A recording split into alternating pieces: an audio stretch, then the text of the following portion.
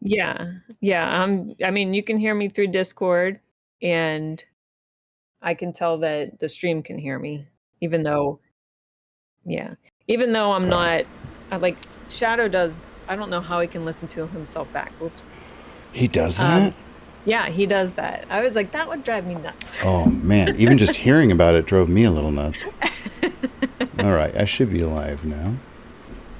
Yeah, your yellow is much better than mine. I'm using a leftover yellow. Oh. This is actually the same yellow that's in the background of my blanket there. I have a ton of it left over. Shadow, you listen to yourself on your mic. Like, while you're streaming, you can hear yourself. Like a little side tone amplifier? I think it's just called monitoring. Okay, let me change my title. Hi, Shadow. Have to, huh? I mean, I monitor myself too, but just through my ears and mouth, not with a microphone and headphones. Oh, I forgot to put on music. Let me put on some. Got some chill Pokemon music here. Hey, what's up, Melly? Secret tunnel. Secret tunnel. Oh, whoops. Yeah, it's been so long. I forgot to chide you. Good remembering. Okay, and I'm going to change the category to makers and crafting. Oh, whoops. We're not doing a slip knot. We're doing a magic circle. I still start with the slip knot. Oh, do you? Yeah. I've done, you know, I just kind of follow directions, and there's so many different ways to make a ring. Yeah. Like when I do granny squares, I never use a magic circle. I always do like a chain 4 joined because I want the hole to be the same size all the time. Okay, let me put your stream on. I looked earlier when we were talking. Melly says hi. She recognized your voice. Oh. I still don't see. Oh, there you are. I didn't know Lurk had a cooldown. You can't lurk that much, Melly. Okay. All right, now I have to find the pattern again. Scroll. Yeah, I actually had printed out a pattern, and I had it like I decided not to print this out because it turns out when I highlight it, it's easier to follow. Oh, highlighting it? Yeah, I do something like that too, usually. But this is actually not the right pattern. Like I printed this out and I stuck it in the bag and I'm looking at it and it's like tentacles. What? What am I? This is the octopus. This isn't Psyduck. It looks like you pulled that out of the garbage. I crumpled it up just before stream. It says cast on 85 stitches. I'm like, you don't cast on with a crochet hook. I was like, wow, I really wrote this pattern like a bonehead. Oh wait. Not the Psyduck. So the way I've been doing it lately is I make my slip knot loose. If I make it tight, it doesn't really work. But if I make it really loose, just about that loose. Oh sure, and then just stick 8. And then chain 1, and then I chain 1, and then I use that slip knot. So that's how I've been doing it. Okay. And will that pull tight at the end too? It will. How cool. Yeah. I've never done that. I've never even seen that before. I think the book that it was the intention of the book that I got the cheeseburger from. Oh, okay. So even though that book was horrible, it was full of errors. It did have some nice tips, and that's I learned. That's how I learned about the invisible decrease and invisible increase, because the patterns I've had before, including when I crocheted a hat, a beanie, said to crochet 2 stitches together, but then I would get these gaps every time you would do a decrease. I would have gaps, and I was like, that's very obvious. I can see that. Oh yeah. But with the invisible decrease, instead of going through the whole stitch, you just go through the front loop, and you cannot tell. Oh yeah. And I was like, I am using this for everything from now on. I like the first amigurumi pattern or whatever I was doing. It didn't say invisible decrease, but it was like when you decrease, it's easier if you just use the front 2 loops. And I was like, oh, that is way easier. So I just did it that whole time.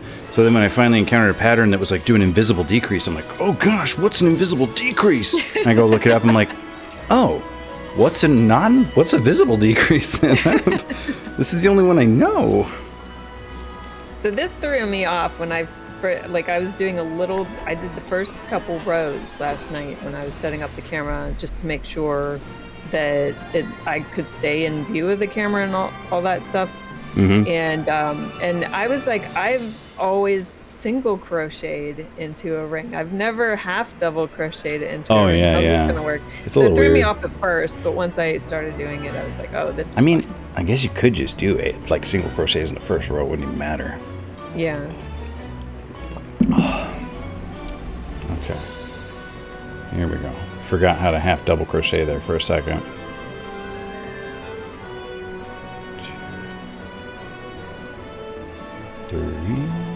Yeah, same thing happened to me.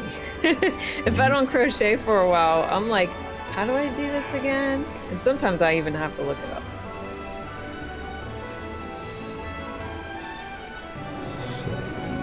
Actually, I'm going to start this over because I lost my count. I lost my count too. The way it looked. I lost my count twice. I had to start over. I actually I've been working on this housewarming gift for a friend. It's going to be like a little succulent basket, like a little crocheted succulents. Oh, cool! And look at these cute little this little pattern here along the side. That was made by using treble crochet 2 together, and I'm like, I don't remember how to do that.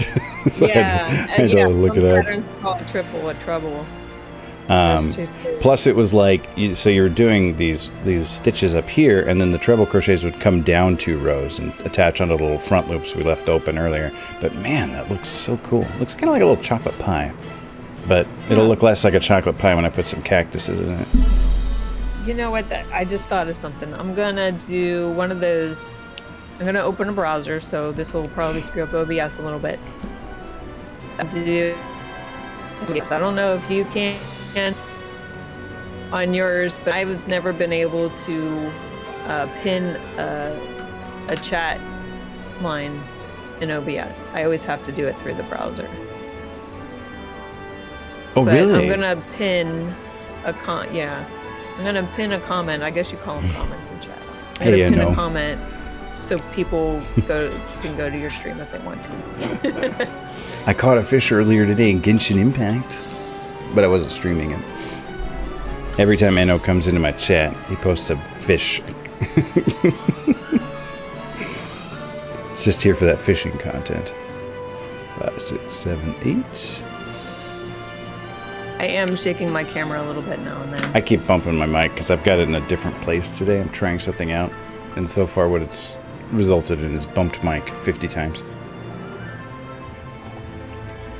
Oh yeah, there you go. You did it. I could see it. But again, I can only do it in the browser. I can't do it in OBS.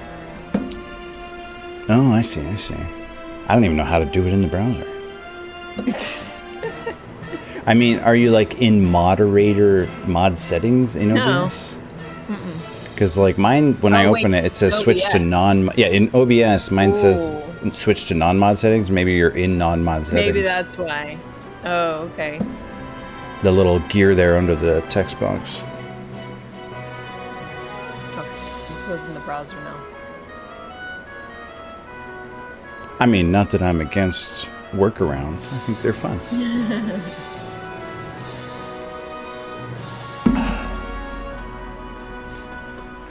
I was in mod settings. Do I need to be in non-mod? No, I would think, well, I've never done it, but I would think you'd need to be in mod settings to do it. Oh, yeah.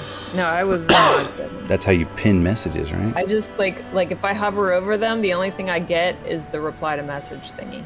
Yeah. I don't Whereas in a browser, an actual browser, I'll get the pin thingy. Yeah, I see what you're saying. Yeah, I don't get it either. Interesting. So I don't think it can be done in OBS. Yeah, get it together, OBS. Okay, so did I do one of these or 2 of these? I can't tell because the slip knot might count as one, you know. Right. When you're at the beginning.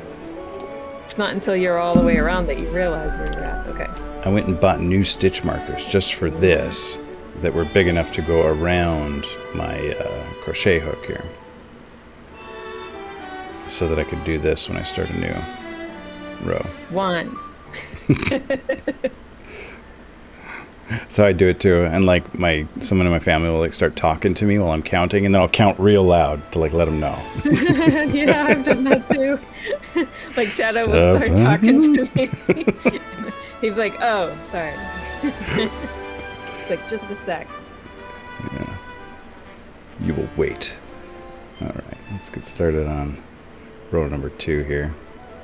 And like, yeah, I don't even know what it was. Something I bought or something someone gave me came with those little stitch markers, and I had no idea what they were for. I'm like, I don't know what these things are. I don't care. And so for, I don't know, a long time I was using just a little piece of yarn. I would just cut a little piece of yarn to mark my first stitch on every row, until I just saw some YouTube video. I was like, dang, that's what those are for.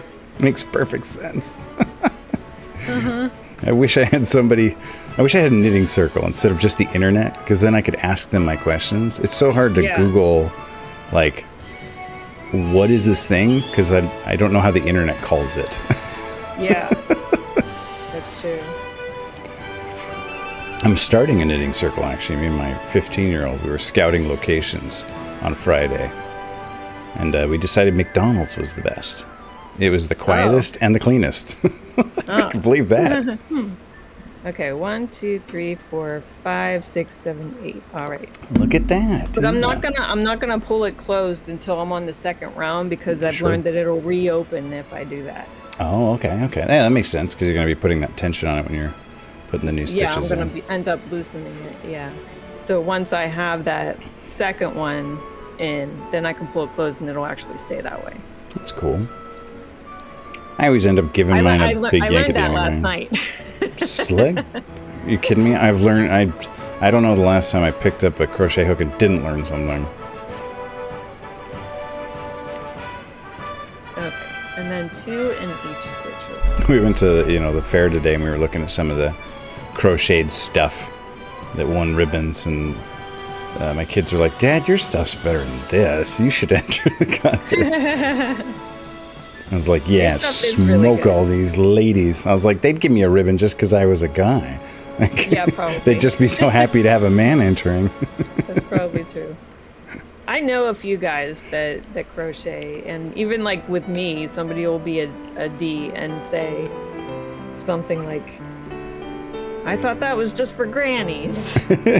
Just like, there's people of all ages that do this. It's usually people who come up to me and say like, oh, my mom does that, or my grandma does that. Yeah. And I'm like, I don't know what you're missing out on. My grandmother. Yeah, I first learned to knit from my mother. Like, I saw her doing it, and I was like, can you show me how to do that? And I learned, but I didn't like stick with it. This is not a crochet marker that's going to work. I didn't stick with it either. I think like the only thing I remember is making chains. And I was like, did I not make anything? Because that's all my memory is making a chain, learning to make the chain. And my mom's like, maybe you're just making friendship bracelets. I was like, maybe I was. I made like half pot holders, All right, I destroyed my whole thing. I gotta start over. That's okay. This stitch marker won't work. Once it's in there, I can't get it back out. Oh. All right. We're just gonna have to do it manually. Are you using this kind that I'm showing right here? I'm about to switch to that one. That's what I gotta switch to. Yeah, that's the only kind I use for crochet. I wasn't thinking. I have a different kind for yarn that's being knitted. I got a couple. I got this one right here. It's like the little semi-clip. Then I got the exact same one. Little safety pin style. But the thing is, it's like they give you like 20 or 40, and I was like, but I only need 2. Well, when I mark a lot of like beanie rows or something like that, I'll use a bunch of them. But yeah, most of the time. We are making a Psyduck beanie. About time, huh? We used purple and gold. Yeah, I didn't think this through. I used this one for knitting and it works fine. Didn't work at all for crochet. My kids would call me El Pensador. It means the thinker. start over.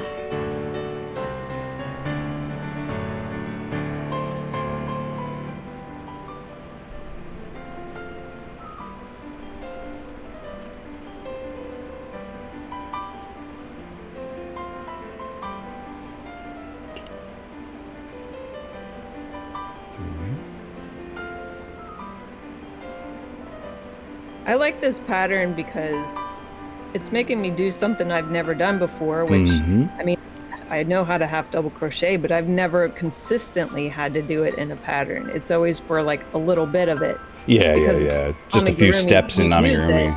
It's almost always single crochets. Yeah, I mean, like, it depends on what part you're doing it on. Like, if you're making a frilly bit, like the lettuce of my burger, that's where you're like gonna start using it some, but not the whole time. Like you'll go single crochet, half double crochet, single crochet, and that'll be a frill. Yeah. And then you'll do like a skip a space or something like that, and then do it again. Sounds about right. Yeah, I don't use the half double crochet very much either. Like, I mean, I've used it to make a blanket, but if I'm gonna half double crochet, I'll probably just double crochet, because why not? I think I did half double crochet one blanket a few years ago. But yeah, since then, only, stuff like that, frilly stuff. Now, I've watched the video that you sent me on YouTube about the front post and back post crochet, but I haven't tried it myself, so we'll see how that goes when I get there. Piece of cake. Crochet is weird like that. It's knitting, you can't do that kind of stuff. Crochet, it's like you can just shove that hook anywhere you want. Anywhere. And you can make a loop through there. Like, okay, I'm trusting you, pattern. Somewhere you can make up for that at the end of the row. 1, 2, 3, 4, was that Zelda? 5, I think that was Pokemon. This is a Pokemon playlist, Melissa. 15, 16. Zelda. Okay. So now I'm gonna pull that. This isn't even my first co-stream, Melissa. You're not even my second. Go. It's nice and closed. Excellent.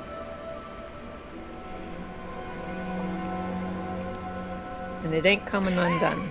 Bye, Melly. My most loyal follower. Just gone like that. Oh, what's going on with my arm here? Looks weird on camera. Maybe I don't have enough light. I probably should have a little more light, actually. I don't have any music on at all because I feel like, I don't know, I just didn't feel like doing it. Hey, JDO. Hey, Raiders. Good evening. My name is Mickey Dad Red, and this is FutureRush, and we're crocheting Psyduck beanies. Oh, were you playing WrestleQuest again? WrestleQuest looks so cool. I was lurking while you were playing that game. It looked great. I need to move my light and get my fan pointed at me because it's toasty in here. JDO raids, I leave.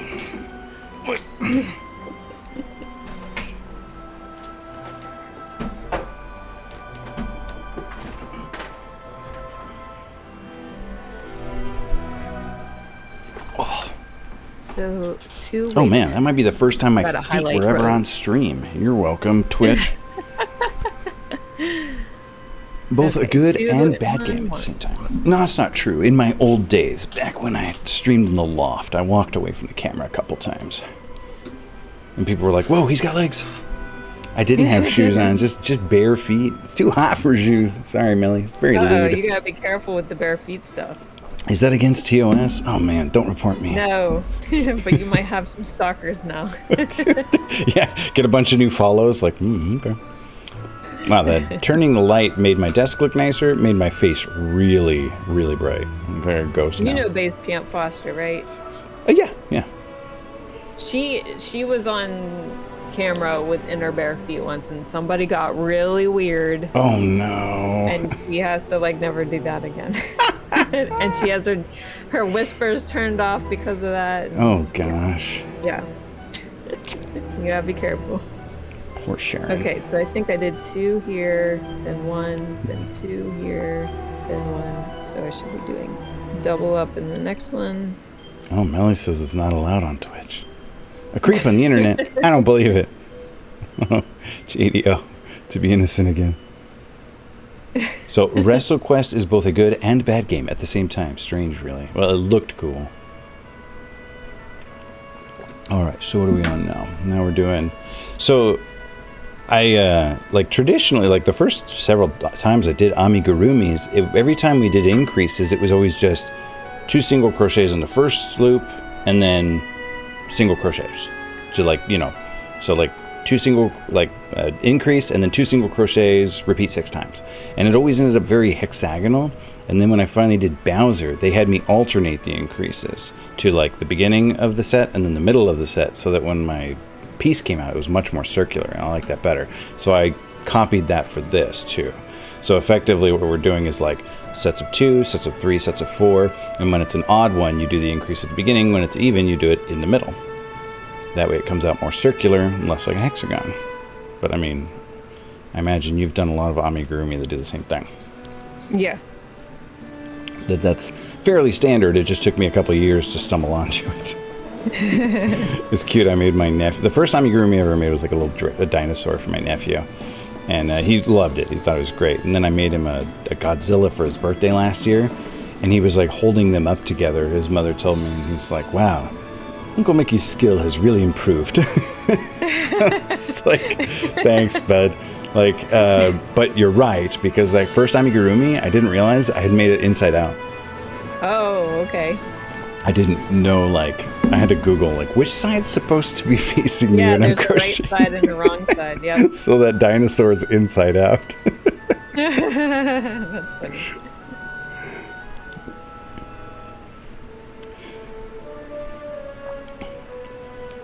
So this yarn is kind of beat up because I unraveled it a few times, like while I was putting my camera in place, trying to figure out the best position for it. So I've already used this yarn, you could say. So yeah, I know that. It's a little frayed.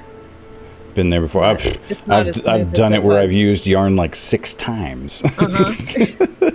And even though it's almost unusable by then, you're like, I'm not gonna waste it. It depends, like, on how much of it I have left. Like, if I have enough of it left, I'll be like, all right, this can go into my blanket. Okay. But like, I'm not gonna put this in a beanie I'm sending across the country. Oops. Is there 2 in there? Kind of looks like only 1. So the gameplay of WrestleQuest is enjoyable, but the storyline is and the pacing is poor. Oh, that's a bummer. So now, another thing I do that might be different from other people is that I put my marker into the first stitch of the round. Oh yeah, me too. If I don't do that, it'll mess me up. Yeah, I used to put it in the last one. Yeah, it just didn't work for me, so I went back to putting it in the first. Yeah, I much preferred in the first too. Okay, 1 half double crochet in the next stitch. I got you, JDO. I know what you mean. Like, no, the clearest vision. Okay, I just got sing commanded, so you have to sing it there, FutureRush. That's how it works. 2, 3, 4, 5, 6, 7, 8, 9. I should have disabled the sing command. All right, well, you're just going to have to listen to me sing. Is it working? Oh, you won't get the reverb, though. She stepped on the bus out into the city streets. Just a small town girl with a whole life packed in a suitcase by her feet. But somehow the lights didn't shine as bright as they did on her mama's TV screen, and the work seemed harder, the days seemed longer than she ever thought they'd be. But you know you gotta stick to your guns when it all comes down, 'cause sometimes you can't choose. It's like heads they win, tails you're gonna lose. Win big, mama's fallen angel. Lose big, living her lies. Wants it all, mama's fallen angel. Lose it all, rolling the dice of your life. Thanks for the rad jam, Melly Bolts, Poison, and Tehemoth. 2, 3, 4, 5, 6, 7, 8, 9, 10, 11, 12, 13. Can you believe I lost count while I was doing that? Imagine that. 18. 15. I like disabled most of the stuff. I didn't even think about disabling the sing command. Didn't occur to me anyone would use it, I guess. So row 4 is throwing me off because I've not seen this before. Where between the stars you have 1 in one stitch, 2 in the next stitch, 1 in the next stitch, and then repeat around, because usually it's written 2 in 1, 1, 1, and then repeat that around. So it's the same thing written differently. Well, yeah, and the way I do it is like, I think of it, okay, I'm doing a set of 4, so I do 1, 2, 3 together, 4, and then 1, 2, 3, 4, just to avoid putting all the increases in line with each other, to avoid the hexagon shape. And it does really work. It does come out more circular, but yeah, it is a little more work than just doing increase single crochet 2, increase 3, increase 4. But it's so much prettier. Do they usually write it different, though? I don't know how they write patterns. Somebody, who's it? Artisan asked me for the octopus beanie pattern. He's like, do you have a pattern? I'm like, I don't know if you could read it, but like, I have one. Let me clean it up for you. Like, often my patterns are just kind of scribbles. Gosh, let me see if I have one here. Like when I did the Psyduck one. Probably did it in this little notebook here. I don't know why else it would be in here. Yeah, like this. Oh, actually, here's your beanie, I think. No, I don't know what that is. That's not your beanie. I don't even know what this is. This is gibberish. Like, you don't put a title or anything on it? Like, oh, yeah, no, okay. What it is. No, here's Psyduck. So half double crochets, magic circles, increase to 80, 9 rows, slip 1 joined. This is all gibberish. This doesn't mean anything. It looks like the journal from Indiana Jones and the Last Crusade. It's like in Latin or Hebrew. Yeah, because here's the eyes, there's the tufts, there's the pupils. But yeah, like, this had to be translated into what I sent you on Discord. This made sense to a former version of me. Whatever it is. All right, let's see if I even got close to having the right amount of stitches here. 10, 11, 12, 13, 14, 15, 16, 17. What row are you on? Still 3. I'm slacking. I think Melly's used the sing command just to punish me for leaving it on. Like, that's what you get. Oh, wait, that's a single crochet. Oh, man, I've done that so many times. Or I'll be doing, like, V stitches and accidentally switch to cross stitches or vice versa.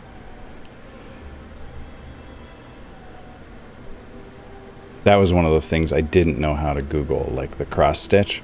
When you're crocheting single crochets, I was like, what is that thing called? Theirs don't look like mine. And I had to, like, Googled, like, my crochets don't look right, you know? Like, try and dig through YouTube videos to find somebody doing it different. I'm like, oh, that's what they're doing. They're putting the hook on the other side of the yarn. Okay, piece of cake. All right, there's row 3. I think that's 24. It's close enough.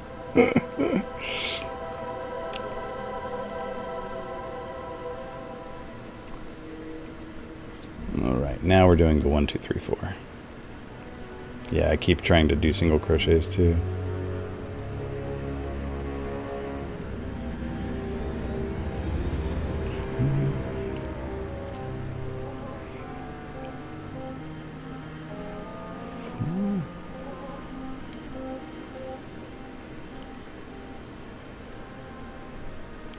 Another nice thing, if we do the knitting circle at McDonald's, it has the play place, so people can bring their little kids. Oh, yeah. It'd be nice, let them run around.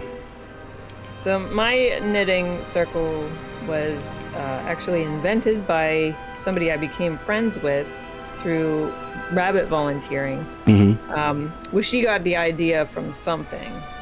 I don't know, magazine article or something that a doctor had written. I think it was like some sort of animal psychologist or something like that. Mm-hmm. And it was at the shelter, Animal Friends, that I was volunteering at. So the idea was to bring in one of the adoptable animals into the room with us. Mm-hmm. Ideally would be a smaller room. So we have a room called the classroom, which I think has been renamed since then. But it was a good sized room, that it wasn't a huge multi-purpose room, but it wasn't like a tiny little room phone either. booth, yeah. But they would ultimately put us wherever they could shove us so that we didn't have to cancel it, depending on what kind of events they had going on or classes that they had going on for people with owned animals. And so we would bring in a dog or a cat or a rabbit. So we had all kind of handlers in the group, but it started out kind of big, and then it came down to like 4 people and that were solid. And then people would come and go out other than that. But it was every other Sunday or every first and third Sunday of each month. But it was nice because you could work on your own thing. And if you're having trouble, you can ask like, why isn't my stitch looking good? Or, that's actually how I learned how to knit and crochet. Oh, cool. We called it Knit and Crochet Club, and then it got shortened to Knit Club. Sure. Because it's just easy to say. Yeah. And I was like, why don't we just call it Craft Club? Because one of us, not me, but somebody else, never did any yarn work at all. She did needlepoint. Scrapbook or needlepoint, something like that. Yeah. She just did needlepoint, and I was like, let's just call it a craft thing, that you can come with whatever craft you're working on as long as it fits within your personal space. Sure, yeah. If you can keep it in your lap for the most part, or a bag, it's welcome here. Just on the table in front of you, that's Don't be like quilting in here, but unless you're just making individual squares, that's probably fine. But it helps the animal because in a lot of cases when you're taking an animal out of its kennel or its condo or whatever they call it, everybody calls it something different, or sometimes it depends on the animal, but they try to make it not sound like jail. Yeah. But you're getting don't say them kennel. Out. You can't. I guess kennel could be confused for like the bigger structure. Yeah. But I mean, dogs have that because they need the space. Sure. But a lot of times when they're taken out, there's a lot of attention on them, and they may not be comfortable with that, especially if they have social anxiety. Makes sense. A bit overstimulating for sure. Yeah. So in the knit club, that animal has the freedom to not need to worry about other animals unless they're paired. And if they're bonded with another cat or a rabbit or something, then they both come out. Yeah, that's nice. But yeah, they can be themselves. The focus isn't on them because we're all working on our own individual stuff and having our own conversation, so they can kind of be themselves and do what they want. If that means sleep, fine. Hey, if that means go for hide, it. Whatever. No, that's great. And the one lady was like, let's get another cat. This one's hiding all the time. I was like, Susan, you're missing the point. let the whatever the cat wants to do. Your entertainment. This is for free them time to get a break to do whatever they want to be themselves. I was like, just because they're not entertaining to you doesn't mean they don't deserve this time. And she's like, yeah, you're right. I love that. That's my great. 4 rows look pretty good so far. Oh yeah. Your camera's better than mine too. I brightened it up and now it's too bright. I need to dim it again. I just can't do anything right today. Mine was very bright. Like this looked like on the default settings or whatever settings they were on before I started messing with them. The yarn was extremely bright yellow. I'm like, that's not what my yarn looks like. Mine is pretty bright, just not so bright. Not like washed out. At least I look like a human I could again. brighten this up a little more, I think.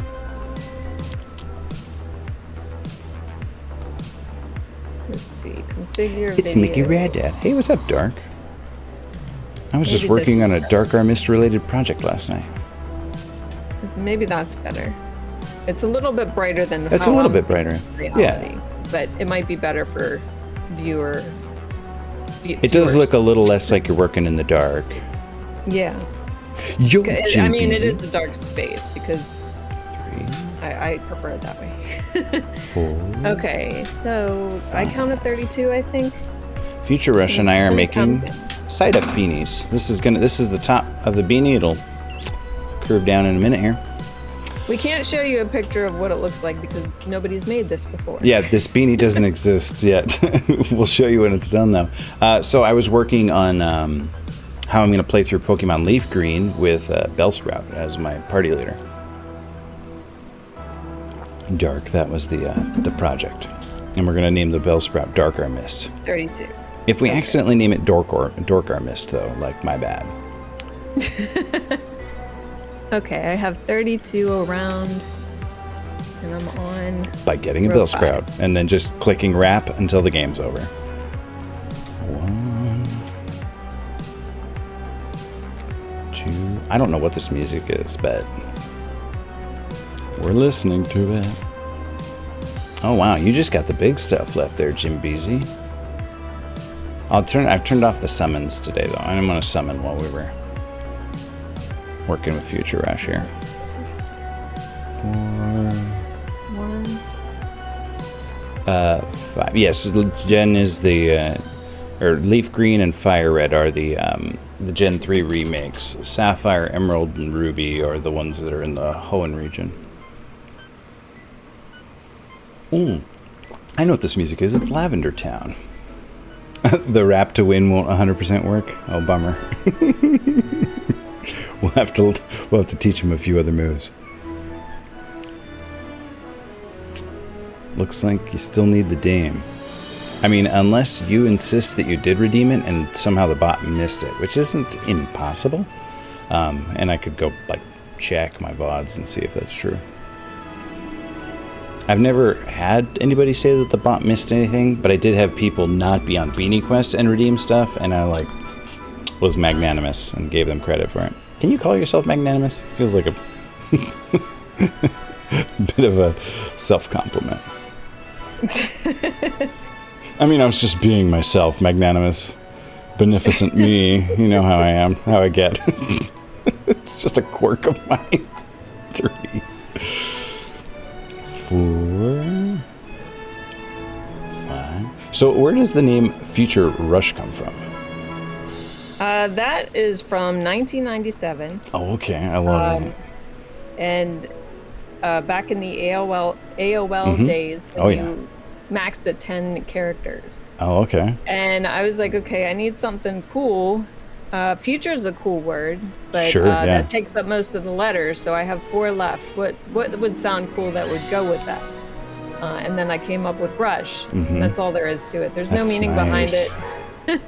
Mine was Slick, spelled S-L-I-Q-U-E, because that's cooler, obviously, than Slick.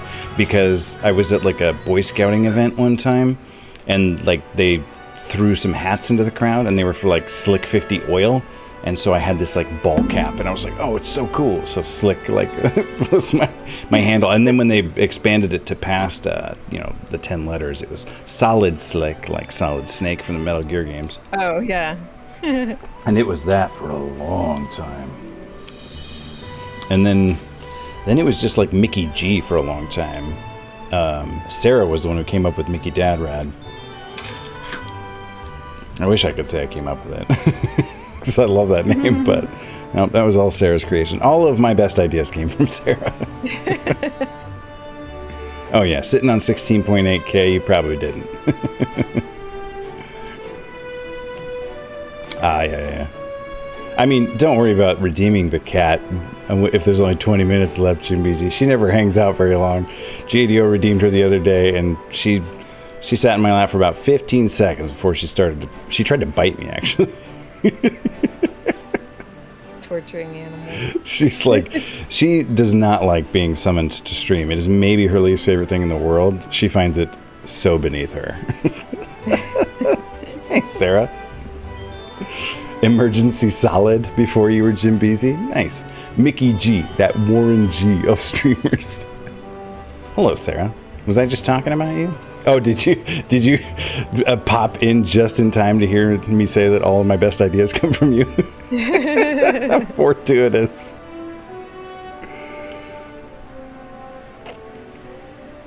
How's that second beer? It's just disabled for today, Dark Armist. I wasn't going to interrupt crocheting to go play Mario 64. It's not gone, don't worry. Although next year we are probably going to upgrade Beanie Quest to Craft Quest. We'll offer more options than Beanies. I mean, technically I already sort of do. And there will probably be some new redemptions too. So get it while it's as cheap as it is. Because next year it's going to be more expensive. Yep, not a liquid, not a gas, but a solid in case of emergencies. Funny. Yeah, I've done actually Melissa's last. So Melissa here has finished Beanie Quest 3 times. Her first time she got an octopus beanie. Not like the Star Tropics ones, a different octopus. Her second time, she got Dragon Warrior socks. And her third time, her last one, she got a blue shell from Mario Kart. Oh, nice. And it was like a stuffy. So I actually started it out as like an elongated beanie, but then just made a bottom for it, and stuffed it, and put spikes on it. Actually looked really cute when it was done. But yeah, I can make little amigurumis and plushies and stuff. I mean, essentially, you can make anything, I guess. You just have to wait long enough. Shadow says, I went and bought myself a new emote since I had bits, and he got the Cheese Ball 81's Derpy Barba. You can buy emotes? Oh, like the cheer mode. Yeah. You don't have any? Do you have any? Yeah, I have cheer emotes. Unfortunately, you can't see them unless you have that. I think there's like a panel or something where you can put that on your stream to show the different tiers and stuff that people wouldn't see unless someone uses them in chat. Like, I think if you go to the cheer thing, it shows you which... Doesn't it show you which emotes can unlock? Or I guess if you just use go to the emotes for that person, it'll say you don't have this one because you got to cheer to get it, right? Well, I think you have to see it in chat. That's the only way I've been able to see them. Okay, that one shows up as tier 2. Like if someone has it and they use it in chat, then you can tap on it and it'll say how many bits you need to get it. Yeah, no, I can see it. So if I go to here in my emotes and I go to your emotes, I can see the 10k bit badge reward. It's a sleepy rabbit, but it says I have to cheer 9,900 more bits to get it. Oh, maybe it's just not on mobile. Oh, yeah, mobile's weird. Mobile's always different. Okay, that's almost all I use. Because I'm usually working on a mystery disc from Monster Rancher. Excellent choice, Jim Beasy. That'll be fun to make. Oh man, a mystery disc. That'll be a challenge. But the Cheese Balls emotes are kind of fun because they're all of Barba, which is a character in Zelda 2. Yeah. That like lava dragon thing. Oh yeah, I've seen that emote before. It's great. Thanks for that follow and that Psyduck. The cozy one is my favorite. It's cozy? You got it? Can I see it? No, I don't have her emotes. You can make me blacksmith something, JDO, but you're gonna have to wait a real long time. Maybe Shadow can go in your chat and post some of hers. Well, if he puts it in your chat, I can see it. I think he has tier 1. Ooh la la, tier 1. But it looks like her GG is a bits reward. Does she play Zelda 2 then? 1,000 bits. Oh yeah, she plays it regularly. She used to compete, like do races, but I guess she retired from doing that. So she just plays it like Tuesdays or something like that. Oh, okay. Just for fun. She still puts a timer on it, but she's not like competitive, yeah. Going crazy over her time, or if she's losing time, she's not like the cheese ball. The run is dead. There, I followed the cheese ball. Cheese ball got a follower because of you. Oh. I spent a week in your chat and gathered channel points. Craft me a full suit of Dedrick armor. 1, 2, 3, 4, 5, 6, 7, 8, 9, 10. You'd be surprised, JD. Well, maybe you wouldn't be surprised, but sometimes it's funny. Like I get all kinds when it comes to getting stuff made out of yarn. Some people, if I spent 5 minutes and just made this like little scrap, would love it. They're like, oh my gosh, can I have it? That's amazing. Thank you so much. And then other people will walk up to me and be like, hey, can you make me something like this? And they'll say something that would take me 15 hours to make. I'm like, you just asked me for 15 hours of my time? Like, would you do that to like a sculptor? Would you walk up to a sculptor and be like, oh, bro, can you knock me out a bust? Like, you can't just ask for that much time. That's not okay. So Shadow says no, she actually doesn't time her runs anymore. Oh, okay. So yeah, she's not even really speed running. She's That's just playing cool. games. I don't watch speedruns for speedruns. I actually generally am not a fan of speedruns because I don't like the resets. I like marathon speedruns where they're not allowed to reset. But like watching someone reset a game over and over, I'm like, no, stop resetting. I don't like that either. If they reset too often, I leave. Yeah, usually it's the same. It's funny, I told Bug Doctor that because he's like, are you going to speedrun? I'm like, I can't speedrun because I can't reset the game. He's like, actually, that might be an advantage. Like, not resetting would probably make you a better speedrunner. I understand it, though. Like, doing time trials in Mario Kart, I understand it. Oh, yeah. Like, right off the bat if it's going to be sucky. And it's hard. Like, I always thought, well, if you keep playing, at least you'll practice the later parts of the game. But what happens is those mistakes up front mess with you mentally, and you'll continue to do poorly because you're salty about it. Yeah, kind of get on tilt for sure. Some people can recover from it, like they don't even think about it or something. But most of the time, you cannot recover from that, and it'll stay with you, and you'll continue doing worse. Yeah. So, and it's like, what's the point of practicing the later levels if you know you're not going to do well when you get there? I guess you do what what's his name? Oh gosh, I'm blanking on his name right now. He's one of my favorite like afternoon streamers because he's on in the afternoon. He doesn't look at his timer. He has his timer running, but he doesn't look at it. That's a great idea. Until the end of the game, and he likes to guess. Like, that felt like a 23:11. I mean, you can't help but guess. I feel like the object means more if the artist knows they lost. Don't worry, JDO. Whatever you do, I promise I will spend way more time on it than you think I should. It takes me forever to make anything to my own standards. I understand that. But I'm so happy with it when it is done. What is that guy's name? Why am I blanking on his name right now? I followed. 6 is getting more complicated. Followed too many people on Twitch here. I don't know. I can't remember. Can't find it right now. What's round 6? So round 6 is one half double crochet in the next 2 stitches. So yeah, it's 2 half double crochets in the next stitch, and then 1 half double crochet in the next 2 stitches. So just count it to 6, and 3 and 4 go in the same stitch together.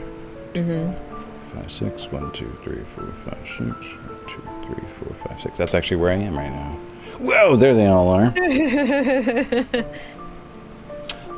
She also has a few that are not Barba, though.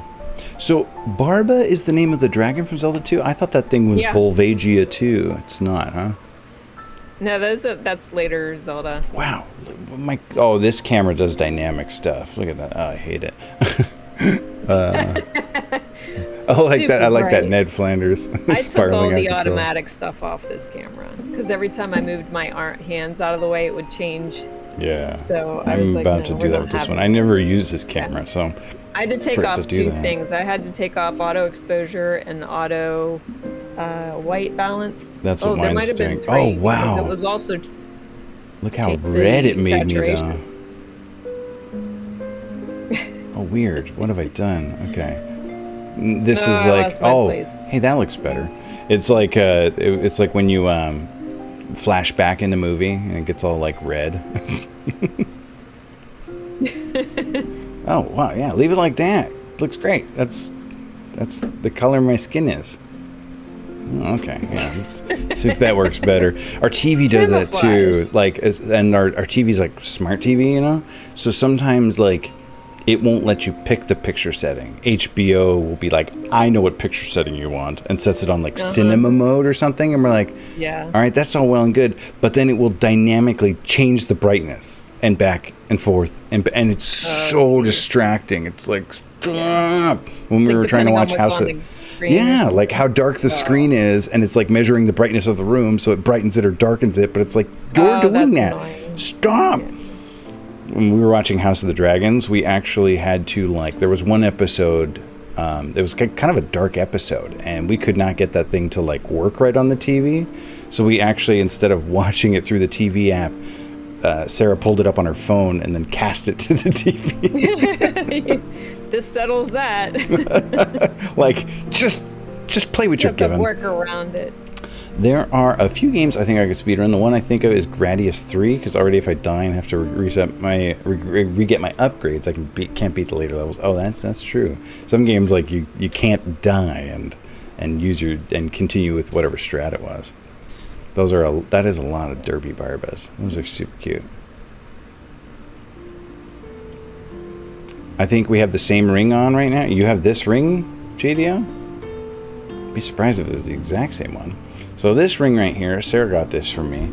This is my favorite wedding ring, and I've had like 5 wedding rings, so I have a favorite. No, I kept like losing or breaking my wedding rings. And this one right here. All the barbas in my stream. I got them all in mine too. So this ring right here is cobalt, and then on the inside there, and what you're seeing through like a little window, is California redwood, because I'm from California. So Sarah got me this so I can always like take a little piece of California with me everywhere I go. And having wood on the inside of a ring. Are you in California? No, awesome. You're in Washington. We're in Seattle. Yeah, that's Washington. Right. You went to vacation in California. Mm-hmm. Yeah, we went down to Pasadena, and I loved it. And we met Fusoya, because he lives there. All right, we're on row 6. Okay. I love this ring. Oh, did I do a single crochet? Let me go back. Just like one little dimple. I don't know if I did or not. I just not gonna risk it. I had a feeling I did. I've done that a lot. I'm actually more in danger of doing a double crochet, I think, just because I see those 3 loops and instinct is to double crochet it. I posted a picture on the Discord. Let's go see it. All right. I'm not going to drop my voice call, am I? I don't. Very similar. So mine doesn't go all the way around. Very similar though. Mine doesn't have the doesn't make the whole circumference of the ring. It's actually broken twice. They're just 2 little windows. But yeah, apparently this is like a cool style of ring right now, I guess. All the cool people and JDO are wearing them. I'd like to drive down, see the giant redwoods, but I'm so bad at taking time. Circumnavigate, there you go. For work, for stuff like that. You're not that far from Jimbisi. There's actually some redwoods. I think the edge of the sequoia forest is in Oregon. I think that there are a few sequoias in southern Oregon. I mean, not that far. It's still pretty far. You have made a powerful enemy this day. 2, 3, 4, 5, 6. Sorry, JDO. I didn't mean it. Actually, if I razz you, it means I like you. It's a good sign. I'm totally polite to people I don't like. like when you're children and you punch the girl you like or something. I don't know.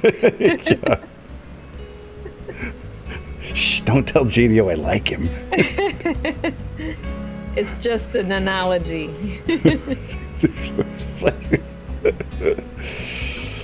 I very rarely head south of Salem. Yeah, okay, makes sense too. I believe you. I mean, the only time I've seen Crater Lake was from an airplane. I've always wanted to go see it, and I'm not that far from it, Ben. I see how you look at my font. 1, 2, 3, 4.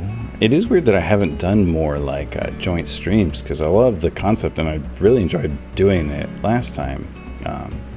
Just like coordinating is, I guess, tough, or even thinking about it. Like when Bug and Basecamp Foster were playing Quake together, I was like, man, I want to play Quake together too. Looks like Bug Doctor and I still need to play Yahtzee together. Oh, nice. And he said we'll have to schedule it, but then nothing happened. I guess it was the ball's in your court. He knows when I stream. I don't even know when I stream. So. Do you remember when he used to do like shout outs in his Discord? Yeah. He used to handwrite shout outs instead of having like a bot do it or whatever. Mm-hmm. Yeah, that he would only do mine on Wednesdays. So I knew he was paying attention on Wednesdays. Hey, Candy. Found my tribe and you're crazy. Hey, hi, Candy. we do. That's one of the nice things about like crocheting or knitting in public is other crafters see you and they come walking across the room like, what you making, what you got there. It's such a conversation starter. It's also it's nice for me because I guess I have kind of like a scary looking face, but like if I'm holding knitting needles, I look way less scary. You think so? No, I don't think so. I don't even think about it. People tell me, they're like, why are you so mad? Why do you look scary? I'm like, oh, so you I look didn't pissed mean off to. all the time, maybe. Well, I also have like resting angry face, like hardcore, like my eyebrows come down and like being bald. I've never like seen you like not animated. So yeah, like on stream I'm playing video games and laughing and stuff, but like if I'm just concentrating, like reading a book, people are like, oh, this guy. Yeah, I guess I could see how that would be though. Like if somebody kind of looks like they're concentrating really hard all the time or something like that they're constipated. But if you put knitting needles in their hands or crochet, it's all dispelled. All of a sudden they're approachable. Exactly. Yeah. It's funny because like the whole Mickey Dad Rad. That's my stream persona. I'm not like super exactly like that in real life. I'm more family friendly online, I guess. It was funny because Zero had like his question of the day one time, like, do you ever swear? And I'm like, constantly, like all the time. And he's like, I can't even picture it. What is it like when Mickey swears? I'm like, normal. It's normal. Ask my kids. I bet. You swear around your kids? Oh yeah, my kids swear. Even very young, I told my kids like, I don't mind if you swear, as long as you do it like not in the wrong place. Like, don't go to school and swear. Don't swear in front of my mom, and be accurate. Like, don't misuse swear words to mean the wrong thing. Precision of language. So like, there was one time. I don't like it when people overuse swearing. Oh When it's every other word that comes out of their mouth, it's like, come on, it has no impact when you do that. Yeah, too much. Yeah, I get that for sure. Actually, my one of my New Year's resolutions for next year is to stop swearing. I always said I was only going to swear for like 20 years anyway, because I didn't start until I was 21, and so I was like, I'm going to just stop. I'm done with it. We're done swearing. That's the weirdest limit I've ever heard of. I'm just going to stop swearing in 20 years. 20 years of swearing, that's it for me. Because I grew up like LDS, I grew up Mormon, like, so when I decided to swear, it was like I was like 20 years old, and I was like, all right, I'll just swear for 20 years to make up for the first 20, and then I'll be done with it. Like, I'm just catching up for all the swearing I didn't do as a kid, that's all. JDO's is to swear more this year, so we're just going to balance the universe back out. Okay, so Jim Beasy did say that he liked Crater Lake, went when he was 8 or 9. Bucket list to swim out to Wizard Island. Oh, are you not supposed to swim out to the island? I didn't know that. I messed up somewhere because my remaining... Put sharp spike in someone's hand and they're more approachable. My remaining stitches I hate when that happens. 5. And it's so hard. Well, it should be 5, right? Well, what row are you on? You're on row 7? Or 6? I'm on row 6. Well, you should only have 5 then, because you're going to put 6 stitches in the 5 remaining. Because you do an increase in the middle. Oh, okay. Yeah, you're right. You're good. Thank you. That's good news. No, that's whew, that's nice. Mickey Dad, not so rad in real life. It's all a persona. I also, you know what? When I play video games, like practice them alone, I don't ever fully rage. Like what you all have been exposed to on the internet and call raging at games. You would if you saw me, you would still be like, that's not raging, Mickey, but it's definitely more ragey than what I do on stream, because what I do on stream is just laugh usually, but like I get like a little more flustered with games when people aren't watching me. I'm like, fiddlesticks.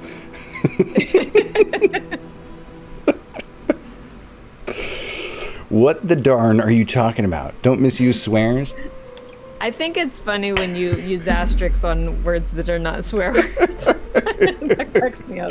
Gosh, you can use words however the ass you want to. That's true, Vetch. You really can. I told the kids, like, when I was a kid, access was not like a verb. It was just a noun. Like, access was something you had. You couldn't access something. Same with like text. Text wasn't a verb. Now everything's a noun and a verb and an adjective. It's fine. Well, so specifically, Vetch, I remember one time Rory, my younger kid, came to me and said, "Dad, Belle called me an asshole." And I was like, "Belle, why'd you call Rory that?" And Belle was like, "Well, because Rory keeps goofing around and messing up the game." And I was like, "Oh, you mean jackass?" So Belle turns to Rory and says, "Stop being a jackass." And Rory looked at me like so betrayed, like, "Dad, that is not why I came to you." That's so funny. I try to play WoW with you. You try to play WoW with me, Dark? I haven't played WoW in a long time. I put it down, and then it'll take me about a year to pick it back up again. I've been playing too many, practicing too much Battletoads. I don't know if y'all know, but Battletoads is really hard. Oh, I think I did a single crochet there. I've heard something about that. Oh my gosh. It was the game that made devs laugh the most while they were making it. The evil laugh? The evil laugh. No one's allowed on Wizards. I think it's like a preserve or something. Oh, okay. Are boats allowed on Crater Lake? Maybe like a no electric or no gas motors kind of thing? My dark secret is that while I am J and D in real life, I'm lying about how much P. You can't just put P on your name. You have to earn it, like a PhD. My kids actually just found that out this week. They're like, "Wait, you can call yourself a doctor if you don't have a doctorate?" I'm like, "Sure, I'm Dr. Mickey." And they're like, "Oh, you don't have to have a doctorate. Like, maybe if you're applying for a job, you should have one, but like, you can just go around calling yourself a doctor. You shouldn't, but there's nothing. It's not like against the law." Until you practice medicine. People might start calling you a fraud.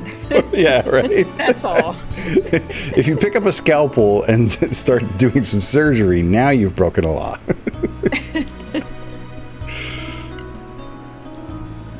Yeah, you have to actually be giving medical advice or something. Right, giving medical advice. Then you're doing something wrong. Then someone can sue your ass. Vetch does all my swearing for me. I see. Vetch keeps. Actually, chat's always been pretty salty. Not super. I don't have a totally lewd chat here, but my chat's never been afraid of being a little zesty. You were in the military for quite a while, right? I can imagine. Yeah, I was in for 5 years. Heard it all. What's the Mario Party effect, Dark?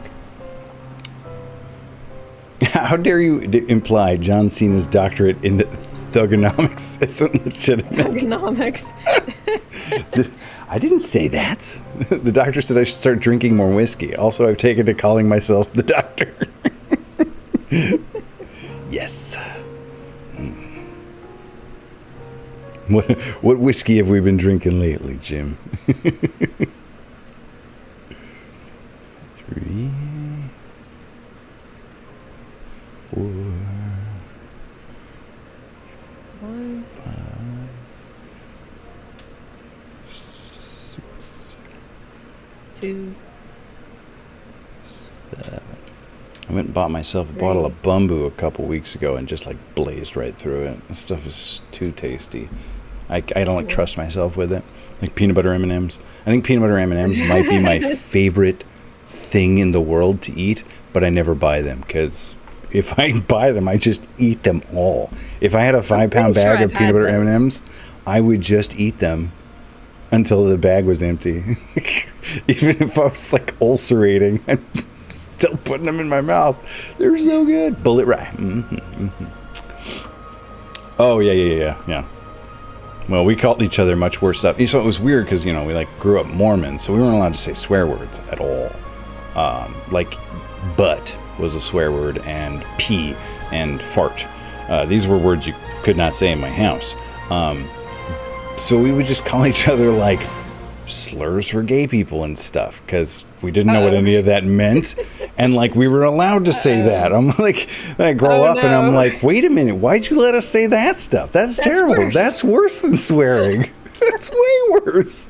All of the stuff that we called each other was way worse than swearing. It's terrible.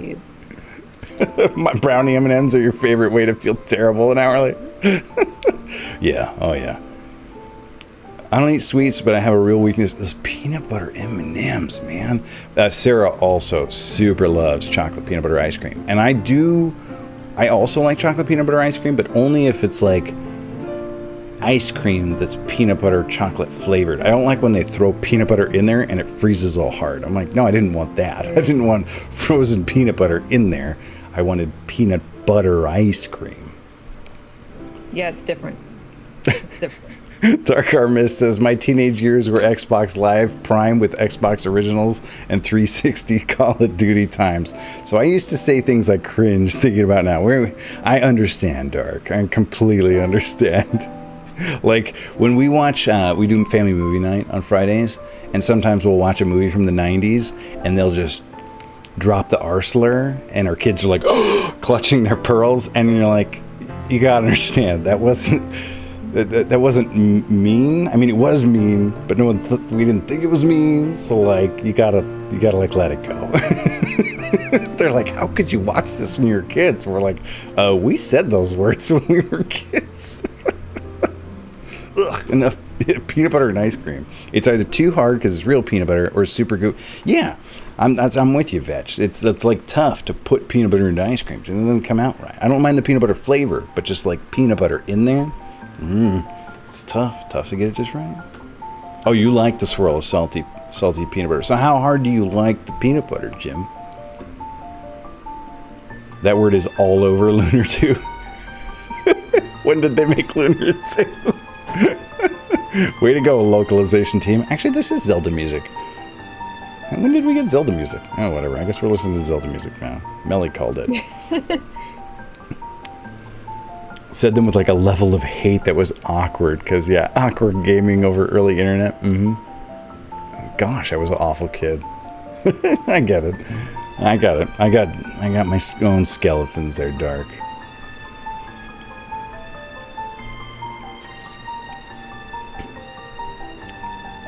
Working Designs trademark humor. Oof. I got a raid. Oh. Congrats. Who's raiding? I was counting. I couldn't look up. Garlic Grove. Oh, it's Garlic Grove. Hey, Garlic. Let me give you a shout out and explain what we are doing here. 3. Hey, Hillary. 4. Elsana's here. Thanks, Hillary. Oh, Shadow got the shout out. Thank you, Shadow. Shadow shout outs. 6. How was Link's Awakening? Don't give me any spoilers, though. Link's Awakening. I love Link's Awakening. It's the remake. Did you play with the remake? I never played the remake. I love the original though. Like that was the first Zelda game I ever beat. I started playing the original, the classic one on Shadow's Game & Watch. It's on there. Yeah. Oh, yeah. I had that. The Game & Watch. I bought the remake for Switch, so that's down the road. Nice. The remake looked super cute. Hello. Oh, I'm glad you had fun, Garlic. I'm trying to 100% as much as possible. Godspeed. I don't know what it's like to 100% that game, but I know in the later games, like I've 100%ed Twilight Princess and Skyward Sword, and I regret the Twilight Princess. Skyward Sword was okay to 100%, but Twilight Princess is on my list. Collecting made Twilight Princess very annoying to 100%. I got you, Dark.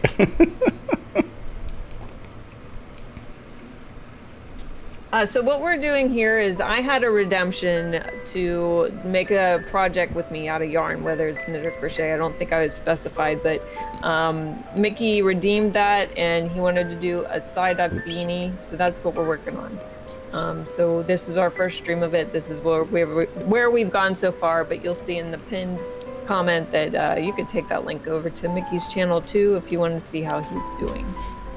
I'm doing the same thing. I'm just behind. You say that, but like I'm pretty sure you're ahead of me. I think I am ahead of you. Chat keeps chatting with me. How are you supposed to count under these conditions? And they're answering the questions I asked them. What a bunch of jerks. I like it when someone's a softer side.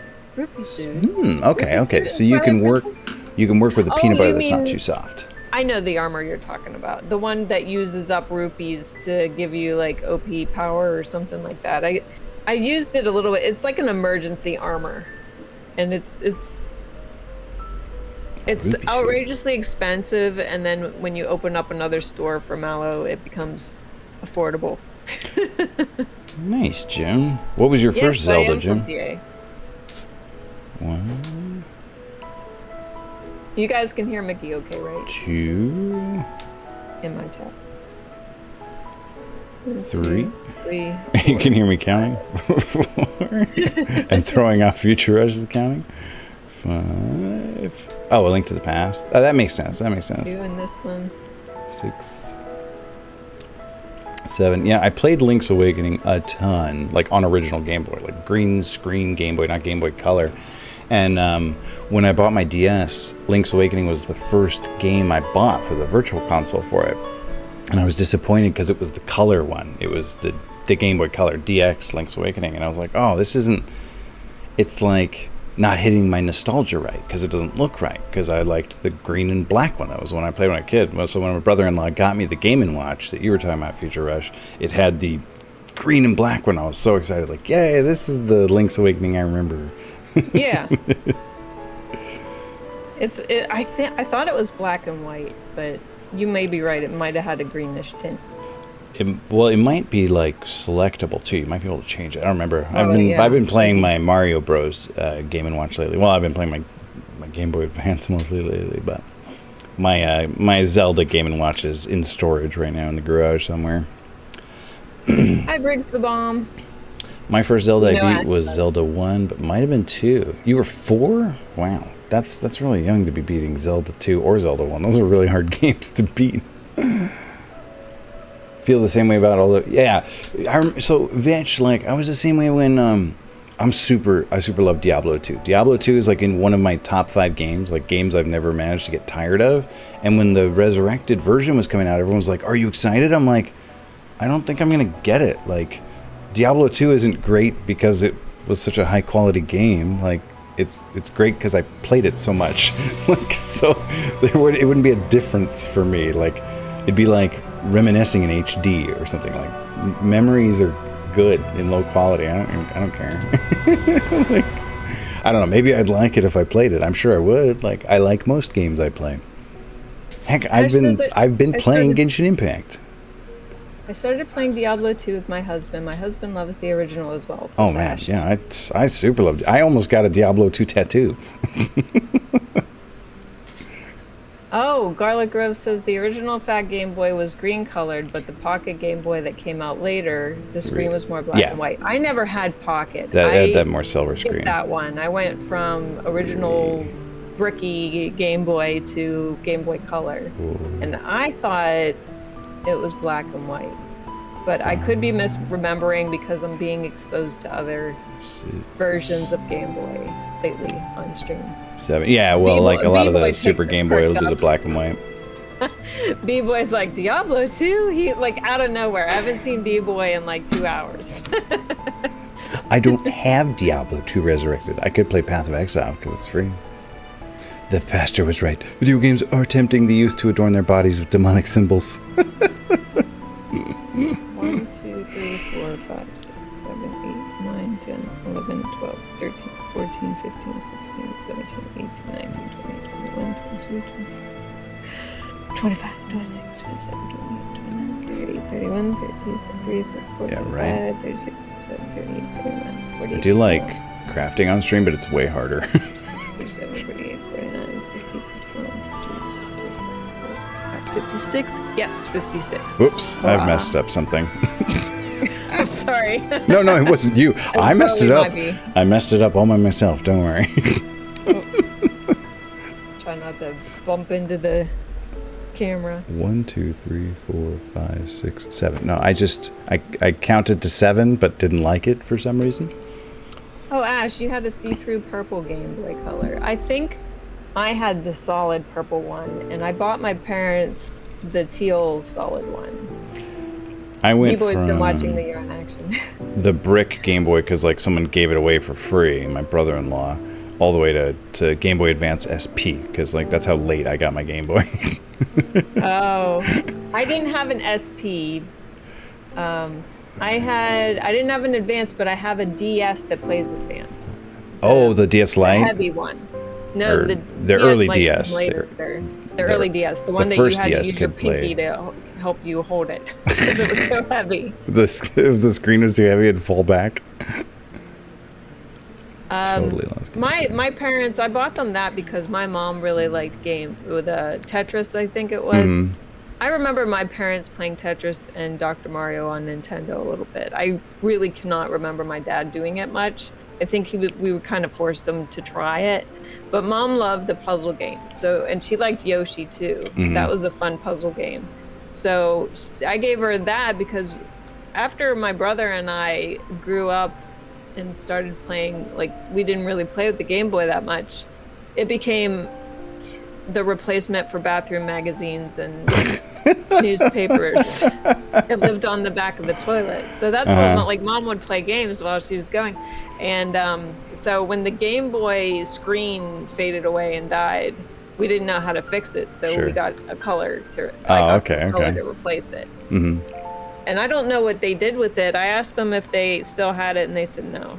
But they never know what happens to these things. Yeah, it disappeared. Thank you for the follow, Ash. Oh, where did my I don't have any of my original consoles from when I was a kid. I mean, I shared them with my 13 siblings anyway, so like I didn't really have claim to one. I guess the Game Boy. No, that's not true. I did have the Game Boy Advance SP still. Like that did show back up, but I gave it to my brother-in-law as a birthday present because I got a original Game Boy Advance and modded it because I like that one. I like holding that one better form factor.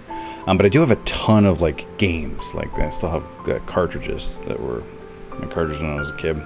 I don't think my mother has ever touched a video game. My dad did play a little bit of Nintendo, like when we first got one, like in 1988. You know, we got our first Nintendo. It's like some of my earliest memories was my dad would stay up late after everyone went to bed, and he'd play Nintendo.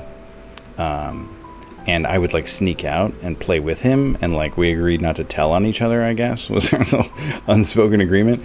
And he would give me the zapper and pretend like I was helping him. So he'd be playing like Mario Bros, and I'd be pointing the zapper at the screen and shooting Goombas for him and doing nothing. It wasn't even like plugged in to the NES. Like he was letting me feel like I was contributing, or he was just trying to like not share.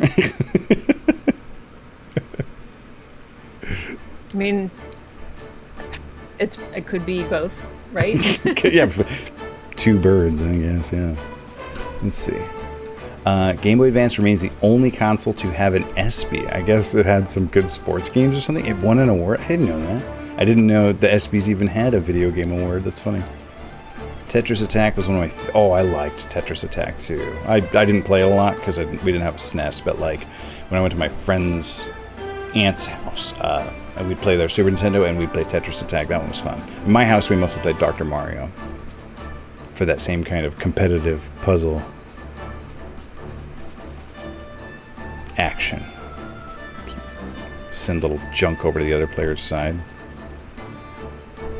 I would say I'm better at Dr. Mario than I am Tetris.